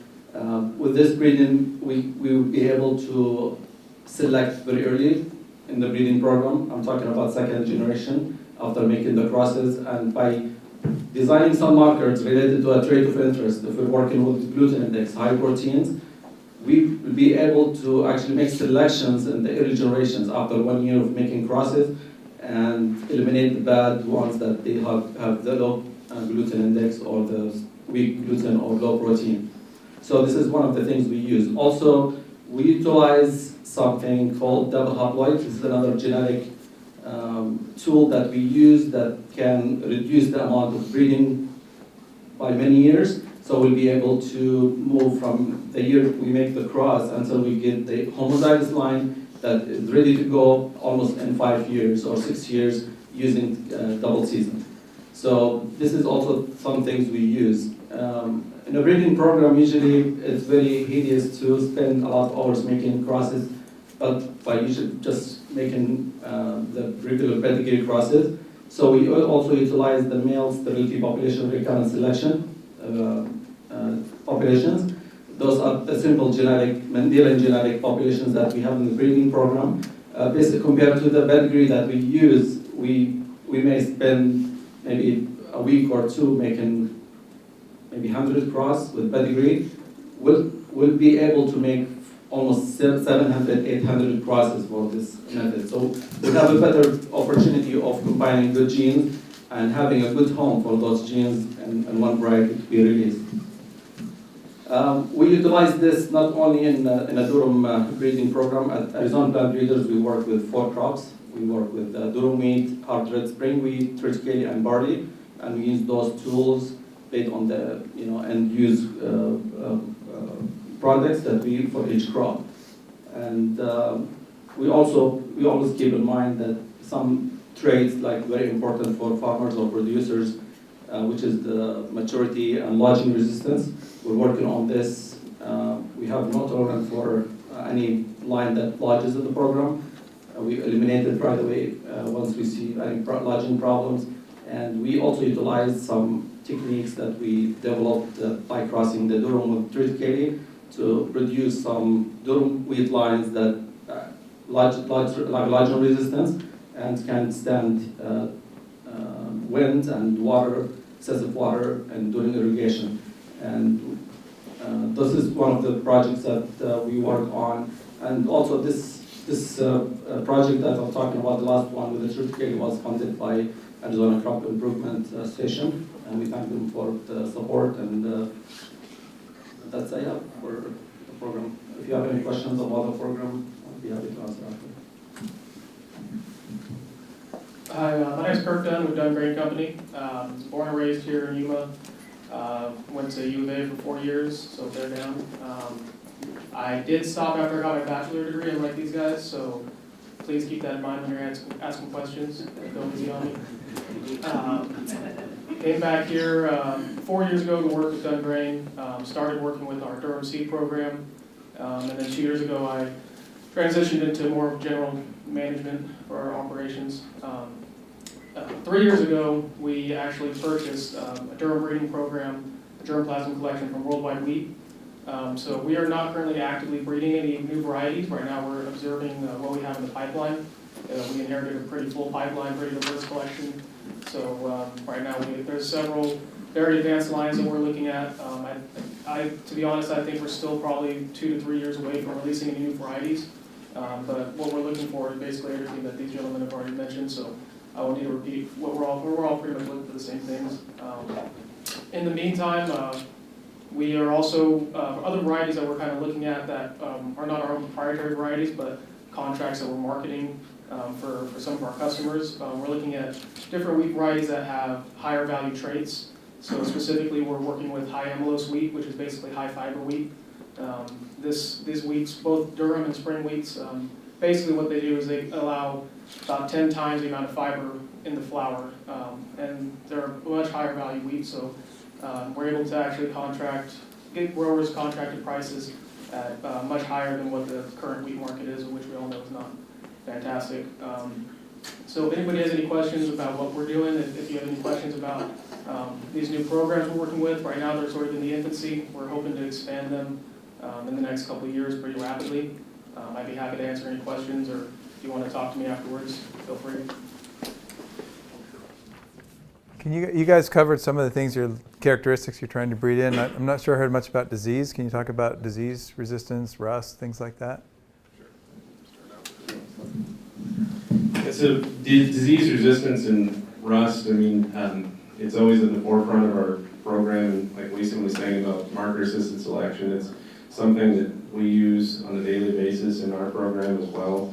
So if we see disease resistance traits that we want to address, we'll go into that program or modify current release varieties for disease resistance. Disease resistance is something that we all have to take into consideration in Yuma. We're pretty fortunate that we're relatively disease-free, but it's always in our background thought that we could have a race change and we need to be prepared for that. And that goes with Durham wheat or our bread wheat program. I mean, that's for forages. Something you always have to be focused on. I think there's a lot of genes out there in the public domain that we can use and introgress, and you can get there pretty quickly. And I mean, it's something that just has to be monitored and constantly focused on.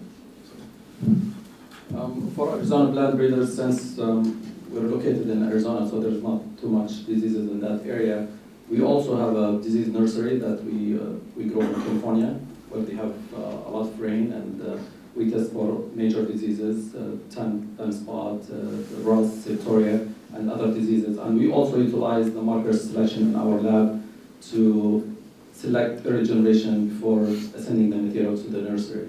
So we're not wasting our time until we get to the later generation or advanced lines. We select the lines that in the second year or so, and then send the material for final testing in different locations for disease nurseries. And so that's how we usually do it. Yeah, we're pretty much the exact same way. We have disease nurseries in Montana and North Dakota. And like I said, right now we're just kind of observing what we have in our collection and we're trying to just verify all the information that we got from Worldwide Wheat. So pretty much the exact same process. I'm always curious about the interaction of public breeding, private breeding. One example is a high protein gene from UC Davis. And I'm wondering is that something you're incorporating in, and what advantages does that give? Yeah, we're not incorporating that in also. Yeah, we have an excellent collaboration with George Lukowski with UC Davis, and he has helped us with introducing the high protein gene into a couple of our varieties, and we're continuing to work with him. Yeah, there again, same thing. So we work close with Jorge Bukowski. We have a few lines that are also containing the HP gene. We'll see how that fares in the field. I mean, one concern with the high protein gene is it does senesce a little earlier, so it's can be problematic on the yield platform. We've seen some yield drag with it. We've also seen some test weight decrease, so just something we have to put out in the field in more plots and see which direction we want to go. All right, how about from the audience? And questions or this is a chance to feedback to them what you really would like in future varieties. How are your results coming along? You talked about increasing yields on your varieties and maybe not using as much nitrogen to get to those yields to maintain the protein. What kind of results are you seeing along those lines? You know, it's a pretty slow road. I've talked with Mike Ottman. Could you maybe repeat the question? Yeah, so the question was how was yield tracking in perspective with nitrogen use, and as the two are going up, can we, you know, have we seen any changes there? So talking with Mike Ottman, as you see, our yields have slowly started to rise, and I think that all of our company's portfolios are pretty close. The varieties are tracking. We're seeing steady gain.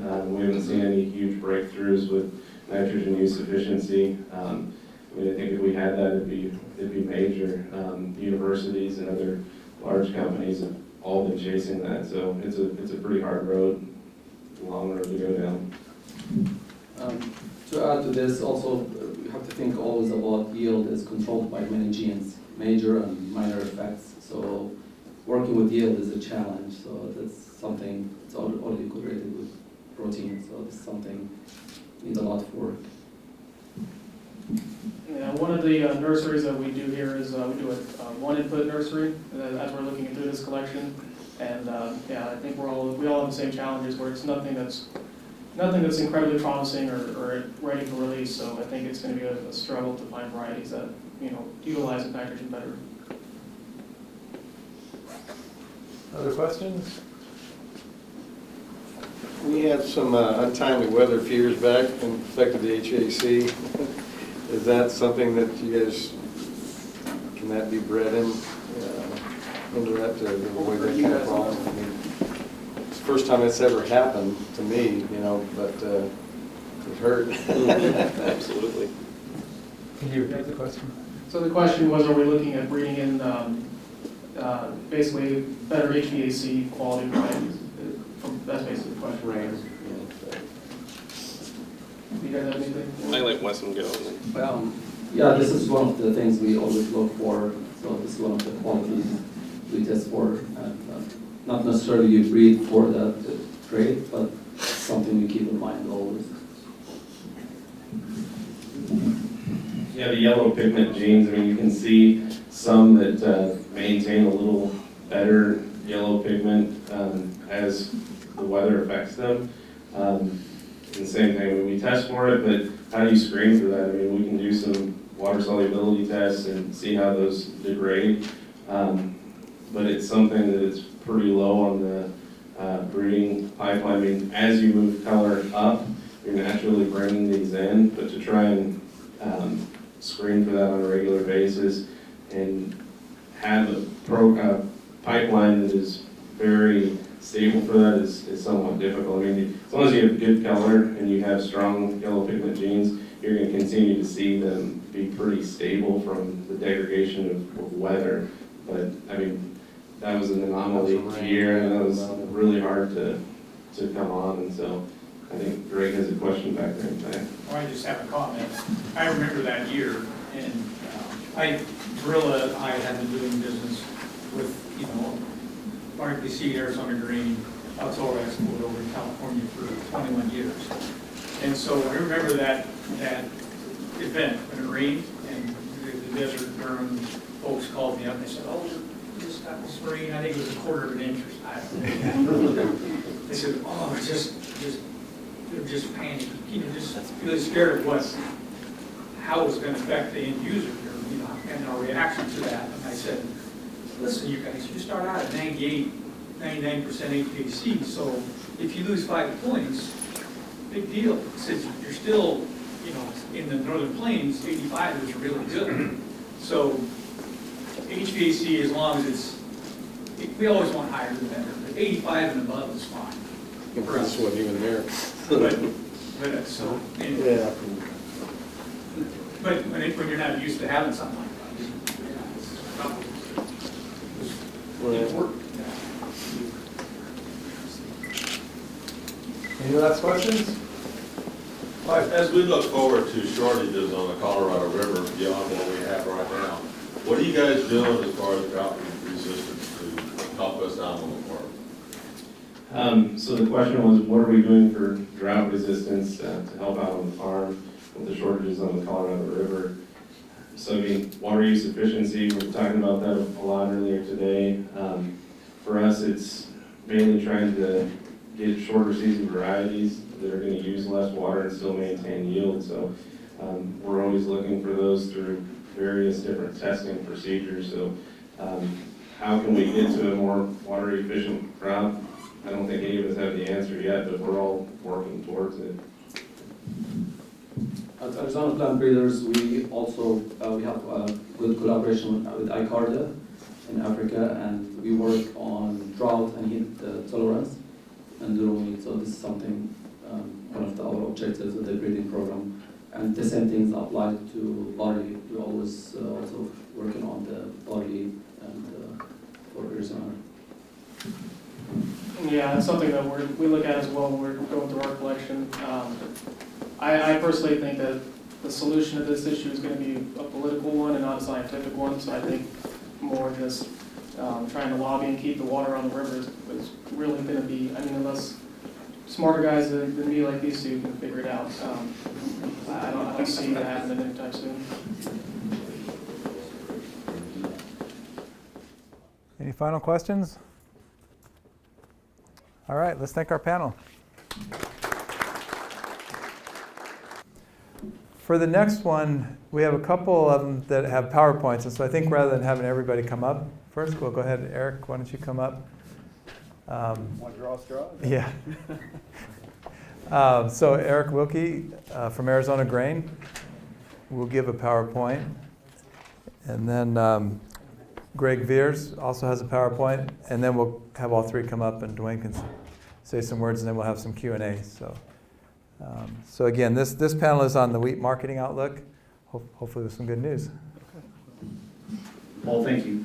Again, I'm Eric Wilkie, president of Arizona Grain. Been with Arizona Grain for 28 years, and prior to that worked with an international grain company and traded durum internationally. So I don't know what that gives me, but I've been in it a little while. Okay, very few slides here. I thought because a couple of the things that I want to talk about involve numbers, they may be helpful to have the numbers up here instead of me just saying numbers that are hard to keep conceptually in your mind. So a couple quick things is, will Arizona and California increase plantings? I think that's the biggest question. Are you guys going to plant more? Are we going to plant less? And what's the outlook to do that? So we got a little history of U.S. durum plantings, kind of illustrate where we are, where we've been. Some discussion on stocks, because I think that's key to what happens here in the next growing cycle. U.S. supply and demand review really quick. We'll talk quickly about northern challenges and then exportable surplus and quality. I'm going to keep this short. So, history of plantings in Arizona and California as well as the United States, and you can see the total acres in millions or thousands out there, which kind of give you some perspective. Generally, we've seen a decline in durum production in the U.S. It's become a more and more marginalized crop universally in the United States, and that's pretty well illustrated here. You can see we're at basically the lowest acreage we've ever had in recent history, and as well as here, Arizona and California. And that has a lot to do with we are a residual supplier in Arizona and California to the quality needs of the national and international market. And we're seeing that play out here both in quantity of carryovers, which we'll talk about, and then, again, what the quality of the rest of the world's crop are. We make the rest of the world's crop more usable with our durum. That's our place.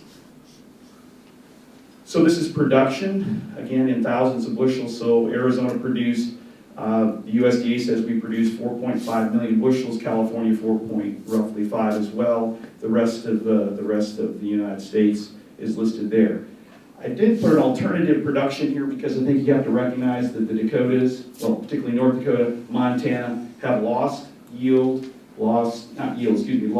production because of weather up there, both because of quality and just they'll never get it out of the field. But I point out that the changes aren't that big. If you take what was standing in the field on October 13th, the last report we had, there really isn't that much, 7% in North Dakota, and I think 23% in Montana. Most of that, if it ever gets harvested, is not going to be milling quality, and there was certainly quality problems with what did get harvested. This is an interesting slide. This is the United States of what we export, okay? Are we competitive in the world in exports? And then what we import, which is mostly Canada. And you can see, and this is 20 years, I don't have the years on it, but we crossed the road a few years ago, where we import more than we export. And that kind of shows you the state of the durum industry. So supply and demand, and what I point out here in general is, I think the most, hit one too many buttons, the last column of the ending stocks. You can see we've had a growing ending stocks. And if you think about price in the desert, and our acreage here is a reflection of that. As the world stocks have grown, the United States stocks have grown, then there's more there that can be worked with at a milling level. And so that reduces the value of desert crop, because as I said, we improve the rest of the world's durum with our quality.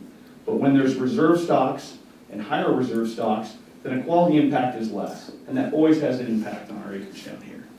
So at this point, I'm just going to throw that out there. The pivotal thing I think in this is world stocks are growing and we have high stocks again this year. I'll let others talk about the quality or the question and answers, but the quality in the north got highly impacted by weather. I don't think we all know that, how bad. The quality reports coming out of the north is, instead of it being a hard amber durum crop, meaning 80 plus HVAC, actually it's 75 or better, but let's just say they average around 80, 82 usually. This year they're closer to 60.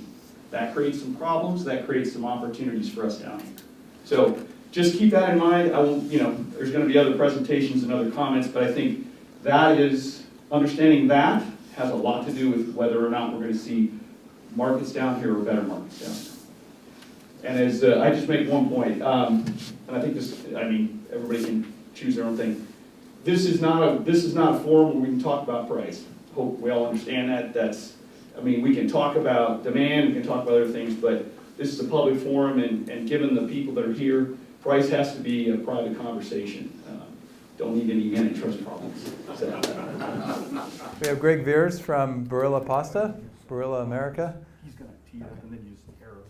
The arrow key just changes his. Yeah, okay. Yeah, he'll do that. And appreciate him coming from Iowa, actually, and Chicago. So appreciate you being here, Greg, and appreciate the sponsorship of the research we've done. And glad to have you on this panel. Okay, we're proud to sponsor the research. As I said earlier, sustainability is very important to Barilla. As a family company, Italian company, they want to leave resources for the next generations to come. So it is very important to Barilla. I left Chicago I was supposed to leave Chicago last night at 8:35. I didn't leave till like 9:35. Got into Phoenix at 10:30, 11 last night. Got into Yuma at 3 a.m. So if I act a little goofy, it's because of that. It's because we didn't have coffee for you anymore. Hey. Okay, I'm going to also look at supply demand, but more on a grand scale. And the numbers that I want to point out are the beginning stocks, million bushel, and since you guys are U.S., I've got metric ton too because we're an Italian company, but million bushel, 643,000 bushel is the beginning stocks. Production, let's see, no, I'm sorry, beginning stocks, 61,581,000. Production would be 183 643,000. So your total supply is 246,143,000 bushel. So the numbers I want to point out are the beginning and ending stocks.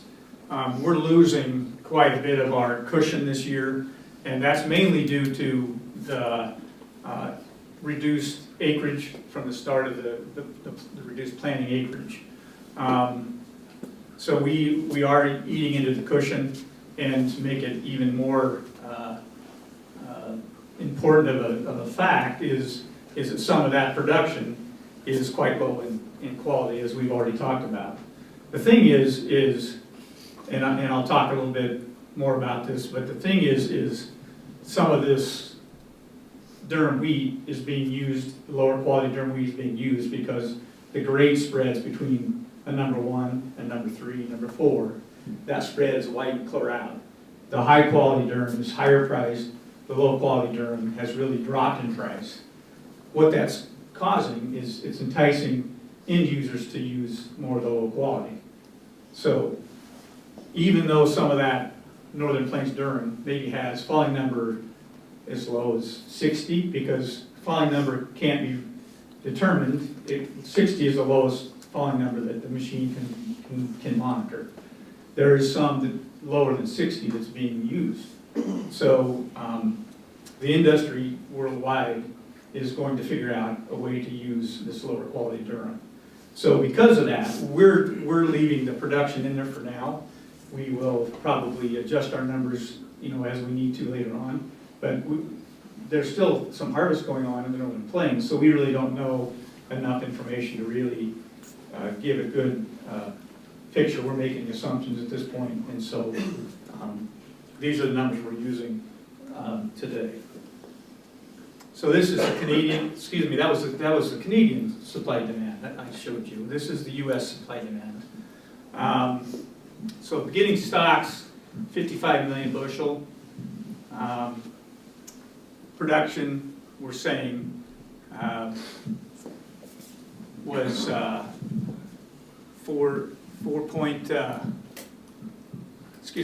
57.5 million bushel. Total supply is the 158 million bushel. Total disappearance is going to be 40 million bushel. So your ending stocks is the 77 million bushel. But the number, again, that I want to point out is the beginning stocks, ending stocks. We're eating into the cushion that we have. And again, the inventory that's left over is at the end of this 2019-2020 crop year is going to be much lower quality than the beginning stocks. The beginning stocks, the crop year 2017, 2018, the 2 prior crop years, that inventory was very, very high quality out of the Northern Plains. That's not going to be the case after this harvest. So the total North American stocks to use ratio, considering U.S. and Canada, is 23.76%. Again, down below, I say the number 4, number 5 grade is being consumed. It's being loaded and being shipped to Europe. A lot of it's going to Italy. Barilla is not going to be an end user of that kind of quality because that doesn't fit our specification to make good high quality pasta. But it is being used, and so these are the numbers we're using right now for the supply demand. So I want to point out the desert, I think, is in pretty good position because quality for 2020 is going to be in demand. This chart is kind of deceiving. The average of the grade for North Dakota and Montana is a 2 AD, like Eric said. Most durum wheat mills can get by with that kind of quality. However, the average grade, it won't be available to the market because the Northern Plains farmer is going to be holding on to the quality. So the average grade available to the farm, to the market is going to be something less than a number 2 AD, which gives you guys, in my opinion, gives you guys an advantage, because you're going to have quality. You grow durum basically in a big greenhouse, and year after year, your quality is going to be very, very stable and consistent. So at some point in time, I think that you guys are going to have a place for your durum. And by the way, the source of this information is North Dakota Wheat Commission. So some additional thoughts. As I said, the desert is, in my opinion, is in a good position. You guys will be able to capitalize on the need for quality. Old crop inventory plus 2020 new crop inventory should come to the market for quality, and they should come to the market, I would say, late May, June, and that's just when your new crop durum will be available. So, you know, I would think that you guys may be contemplating on increasing acreage because of that.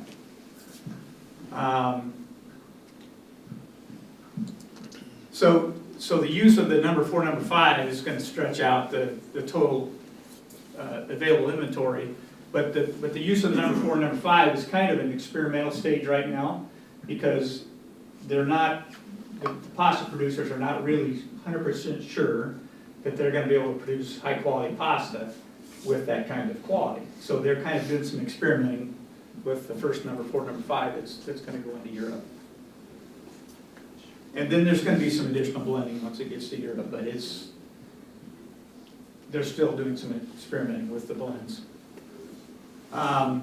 So as far as I'm concerned, you guys should watch some certain milestones in the Northern Plains.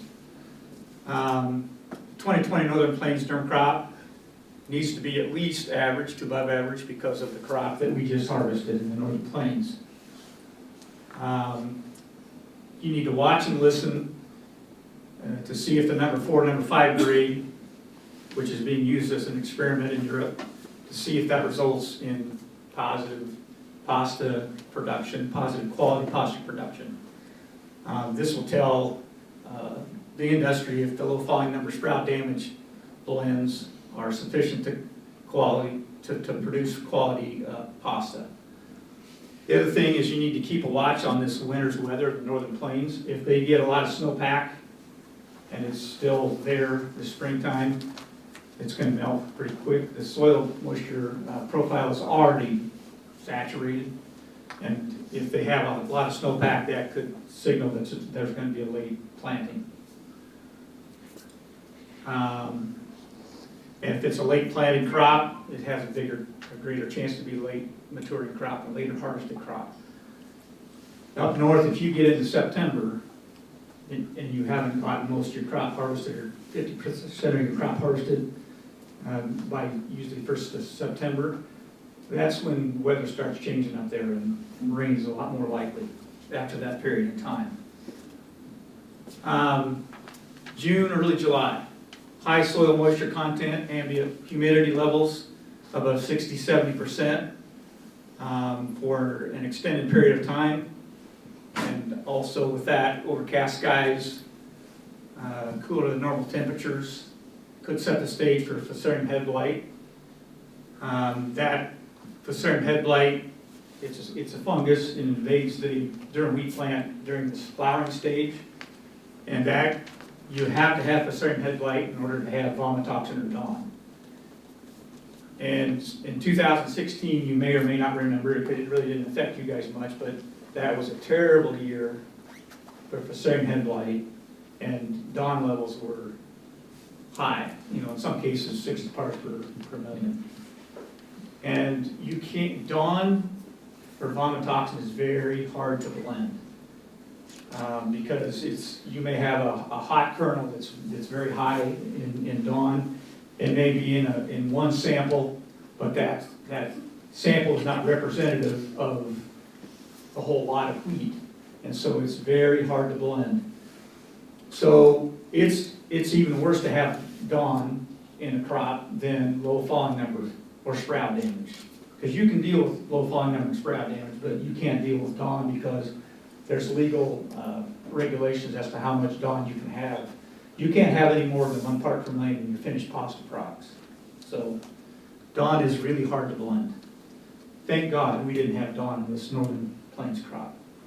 So that's one positive of this crop. There was no Fitzgerald headlight, no Dawn. So number 4, the durum crop maturity. If the durum crop is again maturing slowly because of the above conditions, the crop again would be at risk for wetter weather events, which are more likely to be starting the 2nd, 3rd week of September of each year.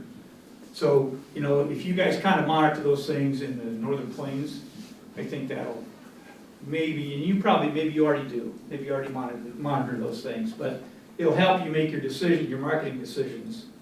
And I will say this, I want to make sure that I say this. I don't have it written, but I want to make sure I say this. I think this is going to be one of those market years where it's, and I want you to know, we farm in Iowa, I'm a farmer, so I want you to know it's how easy it is to get bullish. And I want you to know how easy it is to overstate the market.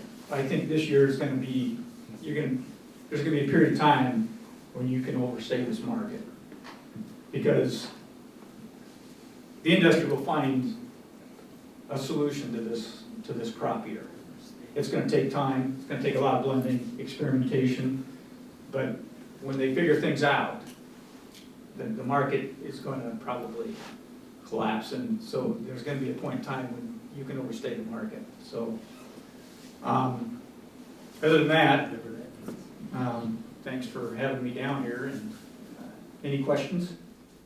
Let's save questions for the end and do it as a Okay, panel. okay. Yeah. Okay. Thank you. Okay, so we're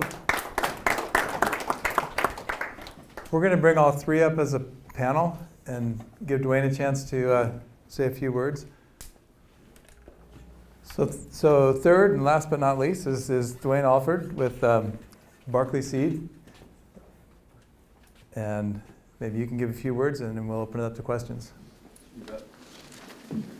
Thanks again. I'm Dwayne Alford with Barclay Seed. Here kind of filling in for Michael Edgar, who would normally have been here, but he had a commitment out of town with family that he had to leave yesterday, so he wasn't able to be here, and he sends his regards to everybody. I'm not going to add a whole lot to what the guys, Eric and Greg presented. They presented the numbers, and we're seeing the exact same numbers. The reports that we're getting back are the very same. I guess a comment that Greg and I have talked about, if it weren't for the great quality that was still in the bins up in Canada from this last year, this market would probably be dramatically different today. But because of that, that's keeping somewhat of a lid. So it's just going to be a matter of, once the industry figures out what this market really is and what the quality is how the market then reacts. And then the timing of that happens. And with our planning window here in Yuma, especially in central Arizona, will that happen in time? That's what we need to keep our eye on. And then it's a choice of the grower to either contract or grow in the open, and then decide how long to play that market and when to call it if that's the case. So it'll be interesting to see what happens moving forward. We'll be keeping our eyes on all these indicators. If you jump forward another year even, beyond that, it has the potential of getting very interesting. The European market, most of those countries their stocks to use are very, very low, which haven't been that way in quite some time. Low single digits in some cases. So Kazakhstan and other areas have had issues. Australia's had issues the last 2 years. Mexico is probably going to have some issues there on the durum side. So there's a lot of action, a lot of play that will affect the markets moving forward. It's just how fast things are going to react here for us here in the Arizona area. So I'll leave my comments at that, but I'm happy to answer any other questions. And I'm glad that Eric brought up the price issue, because I think I heard the Sharp brothers in the back talking, well, maybe we get these guys in a bidding war. So I appreciate you bringing that up here. But I'll end it with that. All right, any questions for this great panel we got here? Any questions on what they've talked about? You got a buyer sitting right here in the middle. Now's the time to ask the questions. Can you explain to me, Greg, what number 4 and number 5 is? Can you repeat the question? Is that a blend or? No, a number 4, number 5 has different federal grain inspection characteristics. I don't have those right in front of me, but there's certain test weight, low test weight can change a grade. HVAC can change the grade, not the numeric grade, but can change it from a hard amber durum, which is 75 and above, to an amber durum, which is below 75 and down to 60. And then below that, it's just durum. Or, just durum. So those are some of the characteristics. I got something in my briefcase that I can show you exactly, so if you want to see it. Okay. So it'd be your damage, percent of kernels damaged, foreign material, shrunken and broken, and then total defects, test weight, those are what changed. So 4 and 5 would have, higher percentages or lower percentage or lower numeric numbers. And those are challenging values, but I think, as you said, Greg, makes sense. I mean, the market will figure out how to blend those, use those, capitalize on those, and so that's characterizing Arizona and California, Lower California's quality grade. We're number 1, right? Yes. Yeah, I mean, consistently the California, the desert crops of Arizona and California are going to produce the highest average grades. Okay. And HVAC, which is different than the best grade. When you say they'll adjust and figure out how to blend this, does that have long-term implications that they'll figure out how to make their product with these lower grades and then not be as needful of higher grades? Yeah. Yes, it will have long-term implications. If you look at what happened in 2016 with the high dawn crop, they figured out how to use alternative grades of durum because of that. You may have had a number 3, number 4, number 5 grade, but it didn't have dawn that year. So they experimented and figured out how to put together cocktail blends, which allowed them to have a pretty decent extraction rate in the mill because it has to be financially sound as well as meet the quality specs. So they were able to figure out some blends and some characteristics that don't hurt the quality, may not hurt you as much financially to put a certain blend together and make it a good enough or high quality or high enough quality pasta for the consumers. And so they did learn that in 2016, and they haven't gone back to the way they used to mill.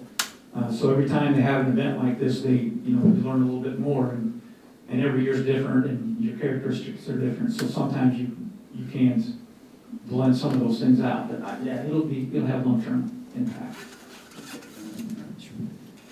Yeah, I mean, the technology too, in the last 10 to 15 years, I mean, basically they have a process called cortication where they can take the exterior of the kernel off, they can take off parts that are damaged, and all that then becomes usable wheat. And so when these markets give economic incentive, they can deploy that technology, and once it's developed and deployed, it doesn't go away.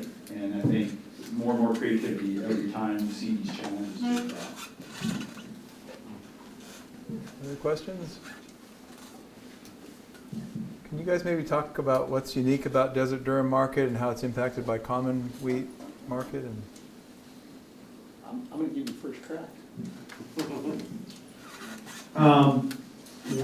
Barilla we've been active in this market since the 818 days, which have been early 70s. 881, I'm sorry, 881. Early 70s, mid 70s. The first cargo of 881 Desert Durum went in 1980. It was looked at in 85, and the first cargo was 86. A little later, 85. And at that point in time, gluten was the biggest constraint in making high quality pasta. The desert region, their varieties naturally had higher gluten strength than Northern Plains varieties. The Northern Plains durum breeders have gotten busy through technical exchanges with us and other pasta manufacturers, and genetically they've improved their Northern Plains genetics not to be equal in gluten score to Desert Durham, but close. And so over time, the Northern Plains varieties are causing the desert region to be less important. It's not that it's still not important, it is, but maybe a little bit less important. And so I come down here every new crop.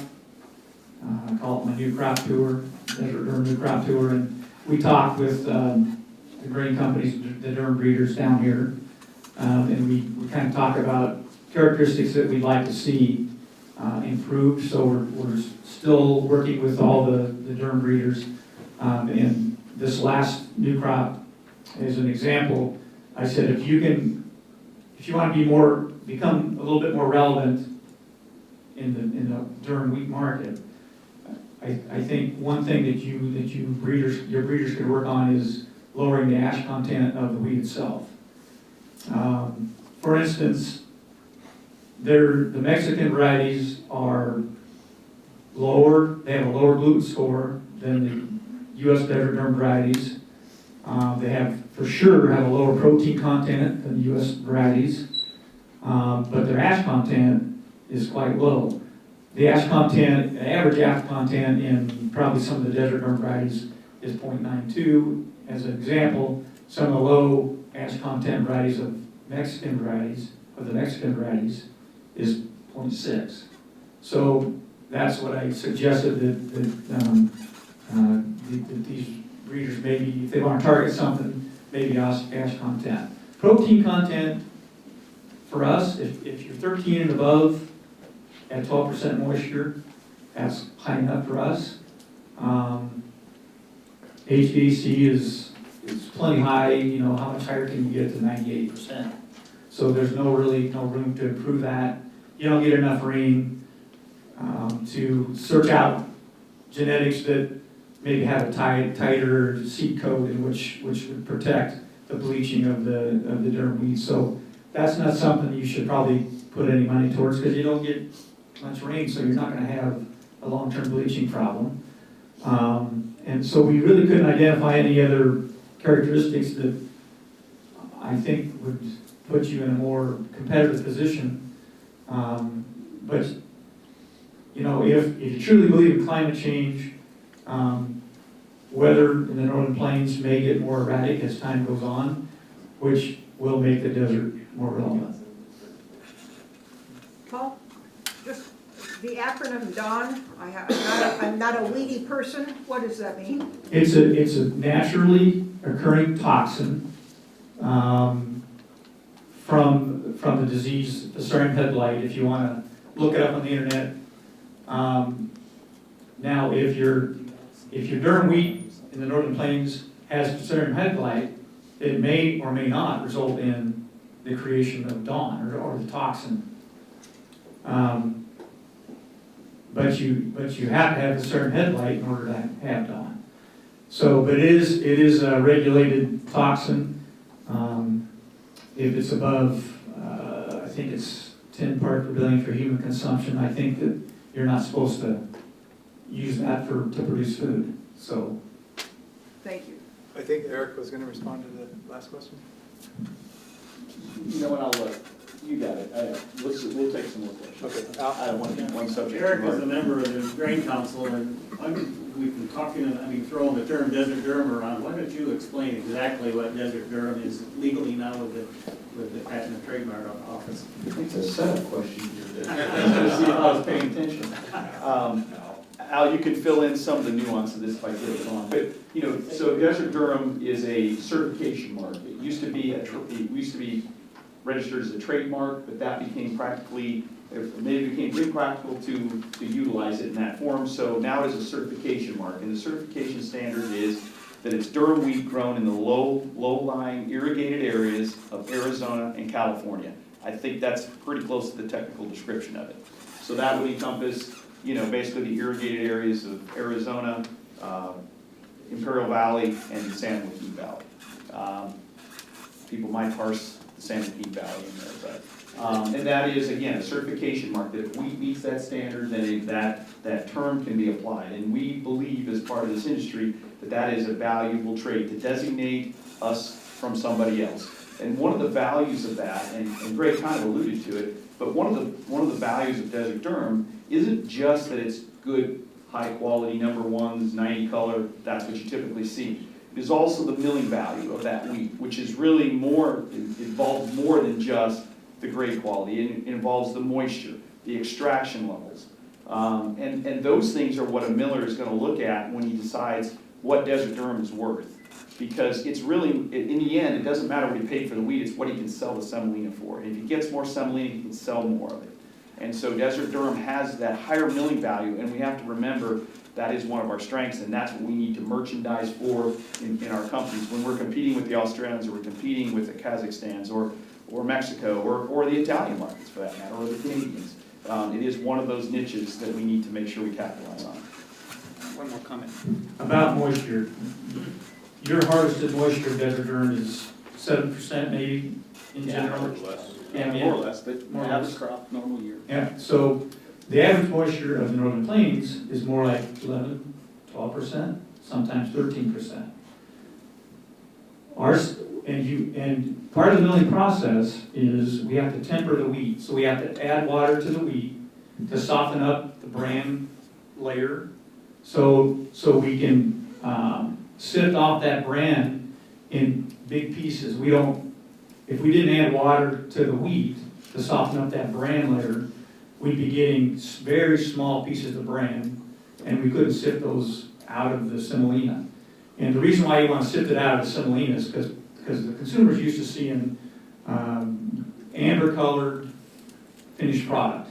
That's why most everybody has a window in the box, right? Because it's a determiner of quality by the consumer. So our semolina moisture and our finished product moisture, when it comes off the pasta lines, our semolina moisture is about 14.5.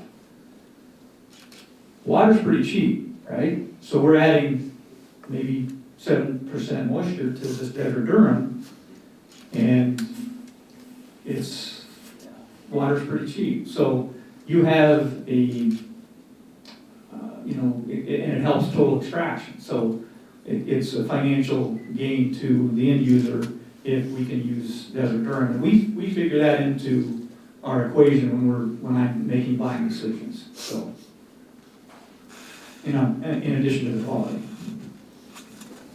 Yeah, I just have a question. We spent a lot of time talking to our growers about glyphosate in wheat. Is there any added value to that? I mean, low glyphosate obviously compared to what they're doing up north. Glyphosate is a big issue. It's going to get bigger, in my opinion. It's not going to go away. So that is also something that should make the desert more relevant. This crop year,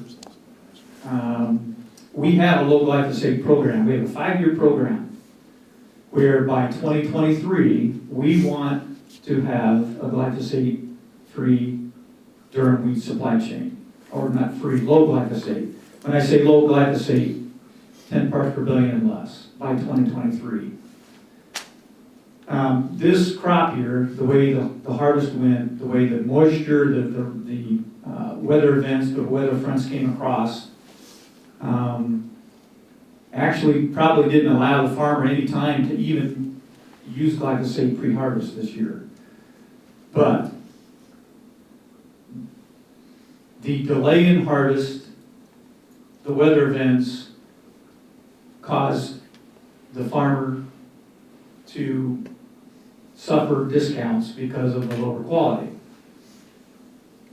Over time, over history, glyphosate used pre-harvest has allowed the Northern Plains farmer to harvest durum sooner than they could have if they had not used glyphosate pre-harvest. Using glyphosate pre-harvest for weed control is legal to do, but it's becoming a bigger and bigger issue. And I think, you know, the consumer's driving this, and I think it should cause the use of glyphosate to be less and less every year, just because of the pressure. If I could make a comment, you know, it's a double-edged sword, is that it's not part of our normal farming practices.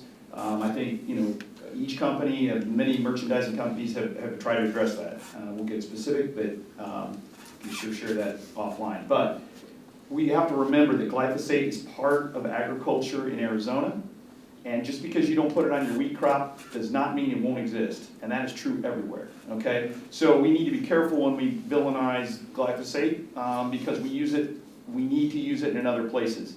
So what we're hoping, I think, as an industry, or working towards, is how do we reduce the levels, how do we get the levels as low as possible without shooting ourselves in the foot on the rest of our farming practices, okay? Because the soils retain it, it depends on what the soil makeup is, what the previous crops were, whether it was applied. So I think we have monitored it for long enough in the actual crops delivered, where we know nothing's been applied, and it can still be detected in some cases. I mean, it's so astronomically low, really the objective. So, but we as an industry have got to keep thinking about how are we going to manage to that. They're managing it in the north. We have probably a better opportunity to manage it, but we do not achieve zero on the average crop in our view. And it's not going to go away until glyphosate goes away, and you guys can predict that one.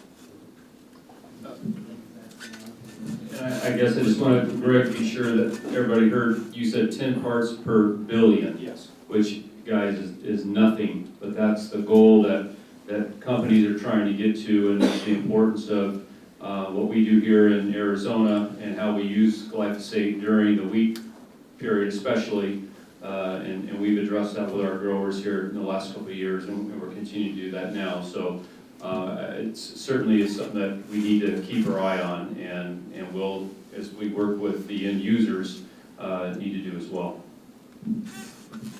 We're really over time with this panel. Is there a last burning question? Yeah, I've got a question, show my ignorance. What is the ash content? What is that?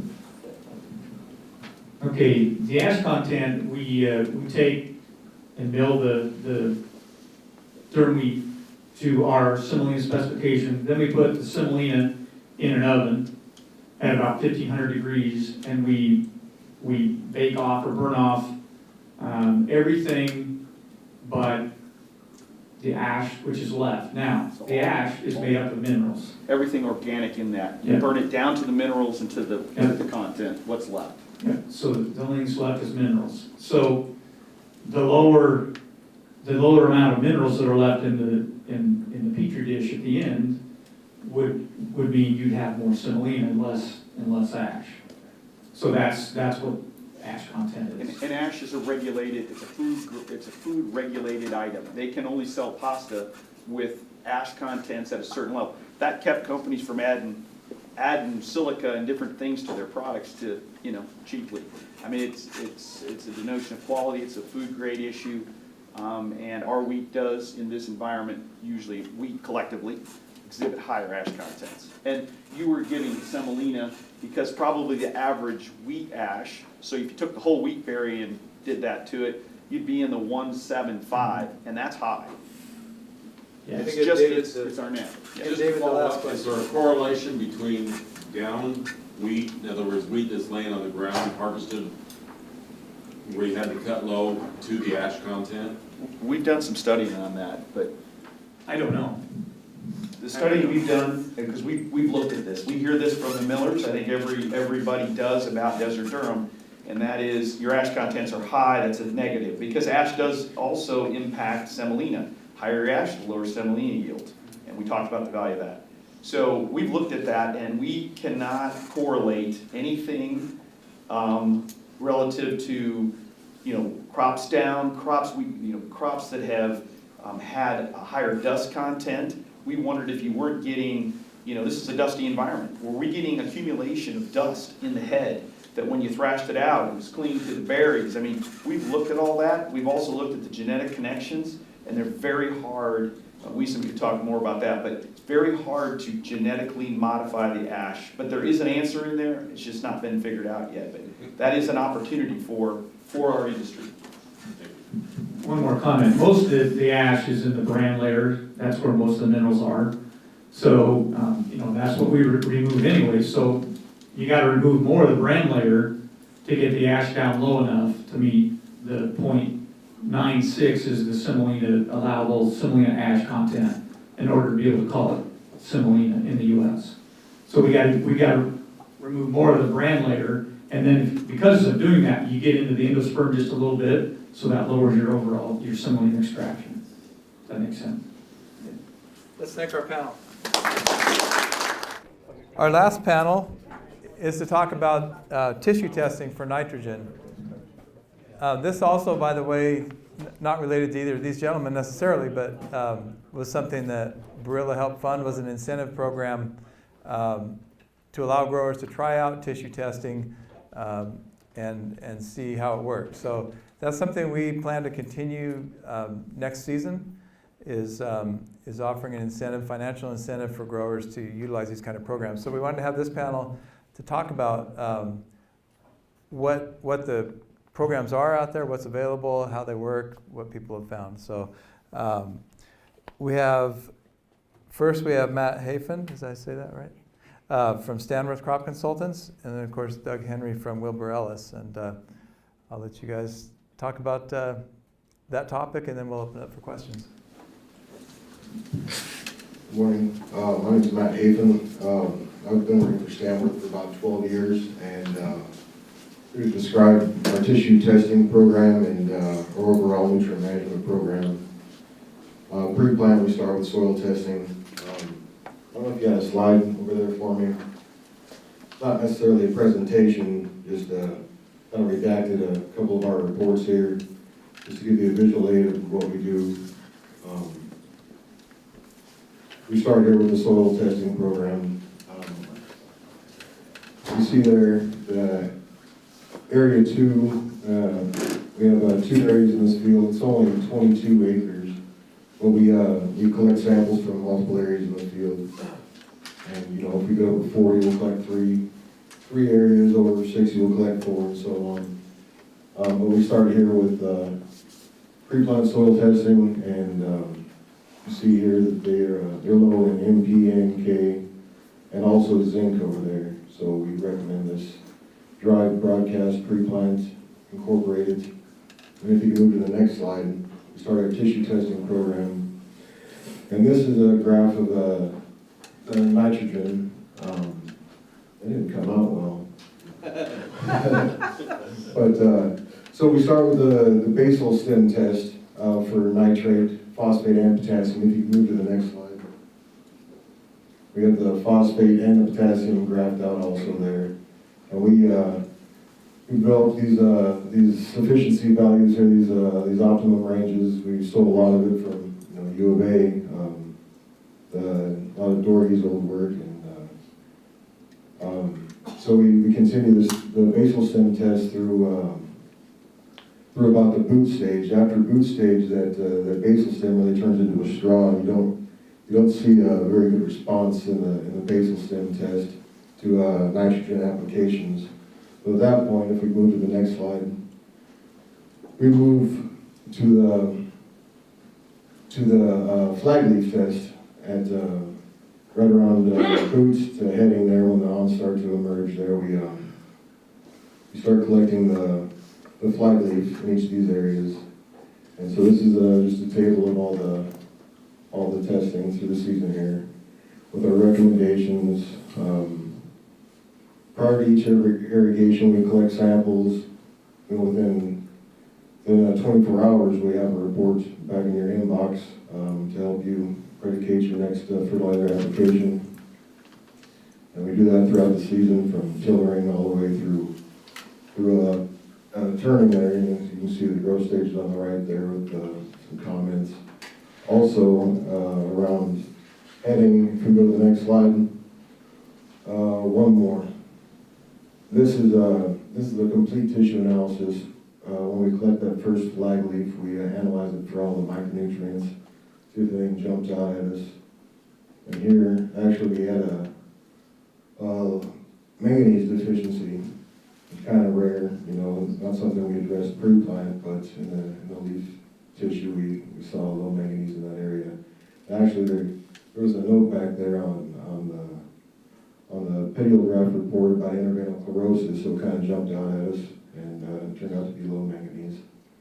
But that's our basic tissue program, just sampling prior to every irrigation. Takes us a day or two, turn the report around back to you, give you time to get a tank out there, and that's about it. All right, I'm Doug Henry with Wilbur Ellis. I'm the Southwest Area Manager, and here in the desert, we are a full-service crop care company.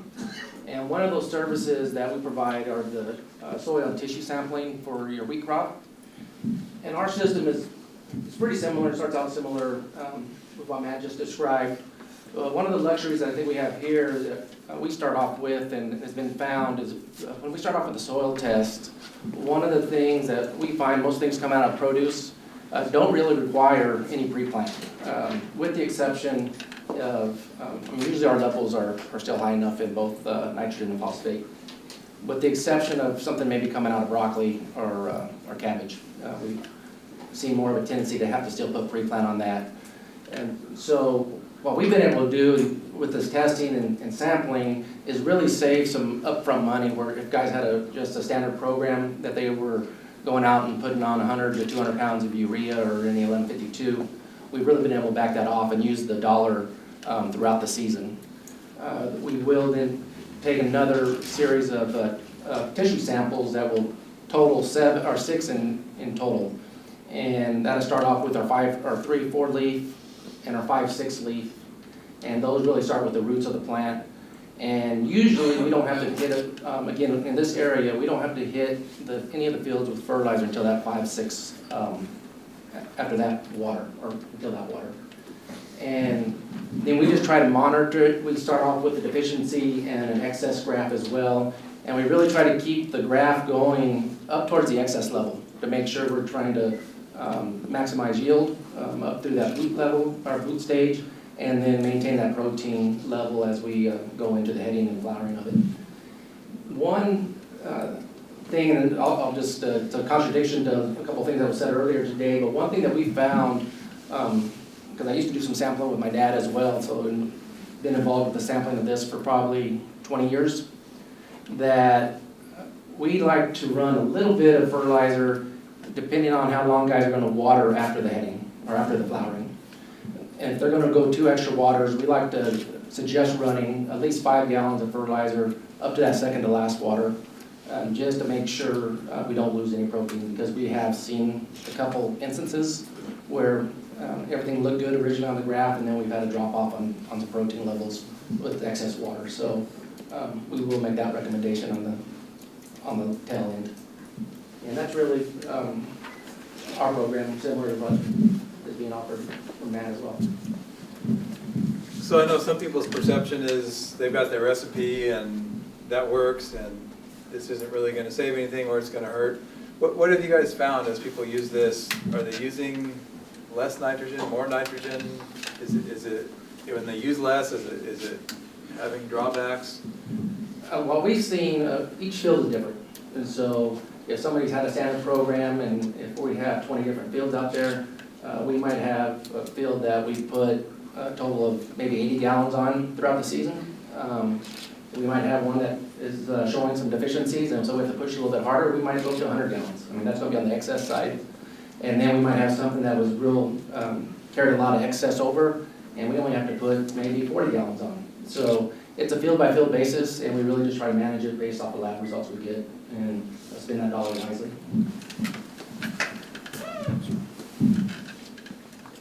Yeah, I have pretty much the same answer there. I don't know if it's more or less, just kind of the exact right amount, I guess whatever the plant needs based on the tissue test. You know, some fields have, you know, residue or something, have a higher fertility in the soil already. You can apply, you know, 100 units of in season and get the same result on one field as you do, or you need 450 to get the same result, just based on crop rotation and environmental conditions, soil type and texture and the like. But yeah, just based on the tissue test, really guides our recommendations. Do you find that people are generally getting value back out of it that covers the cost of the lab testing? Yeah, I feel, you know, the wheat and barley and oat program we run is, I find it really affordable. It's less than a lot of our produce crops and comparable to our alfalfa tissue program. For the amount of work we put in there, I think it's like $15 an acre for the whole season, all the tissue testing, what we charge. And I hear there's Barilla's offering incentive on tissue testing, so I don't know, I'm not a very good salesman, but hard to mess up that sales pitch. If they're gonna chip in on that, it's pretty affordable. Yeah, I think the value they extract is the timing that it goes on. Some guys have talked about, well, with the cost and that you're charging, I can put so much extra on as insurance. A couple questions we have then as a follow-up is, what's the timing that you put that fertilizer on? Is it all going up front? Is it on the tail end? Is it being put on at the right time? And then if you really run the numbers, again, the cost of the sampling and the service is relatively low. I think if you really look at it, you might be able to get another, if you were just throwing fertilizer out there, another 8 to 9, 10 gallons out there across all your fertilizer, so it's not a big number there. How much inconvenience, extra work, whatever, is this causing the farmer when they have a different nitrogen rate to put on every 40-acre block, say? Is that a problem? You're gonna have to ask the grower on that, really, but we try to coordinate the fields to make it as efficient as possible. And so some of our blocks might turn into larger fields than 40 blocks, depending on how the fields are set up. So they're not necessarily having to have different tanks set up, and a lot of our results come back saying they do a 10 to 15 gallon, and if 2 of the fields are there and one's 10 and one's 15, a lot of times they'll just run on the high end and make that adjustment. So. Yeah, I don't know. I think it's worth it at the end of the day to have this information to predicate your decision. You know, I think relatively cheap information for something that could save you potentially a lot of money or help you identify deficiencies in season and remediate that. But yeah, all the reports are available to, you know, if you have a login to this information, you can look at it on your phone while you're setting up the tank or whatever. And, it's part of the process anyway. Might as well have the information to make a better decision. Questions? Eric? I got a question. So some varieties you see have a wider range of heading dates. You know, you see different maturity levels. You see certain crops in certain years, you'll see more tillering where you'll have different layers of maturity.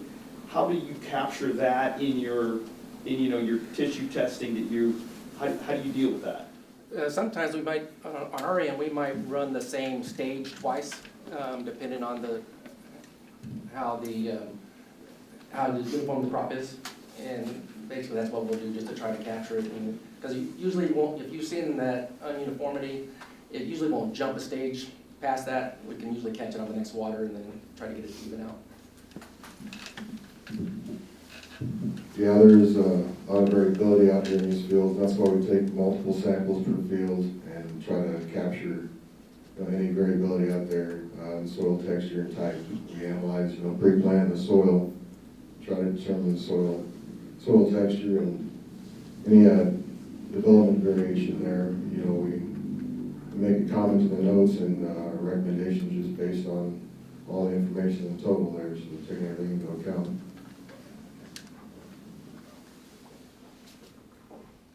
And maybe I'll clarify the program we talked about that we started this year. We didn't, acreage was down and we didn't have a lot of participation, but which left some budget for this next season. That if you're interested at all in trying this out, please let me know. And we are going to have some level from half to 100% of the cost that we can cover due to the funding from Barilla, to have different growers try out these services, and it's not something you even have to follow, but you get the information and you can decide what you do with it. So please contact me if you're interested in that program, and then we'll, based on interest, we'll figure out exactly what we can do with that. But like you said, you don't have to be a wonderful salesman to sell something like that. So I would encourage you to let us know if you'd like to try that out. Any last questions for this panel? All right, let's thank them.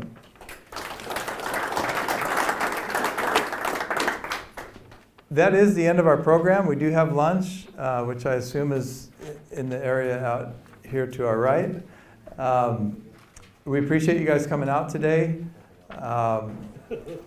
This has been a good partnership between the Yuma Center of Excellence, Cooperative Extension, and we appreciate Barilla's role in some of the research. And appreciate Greg for being here today and all the speakers for being here today.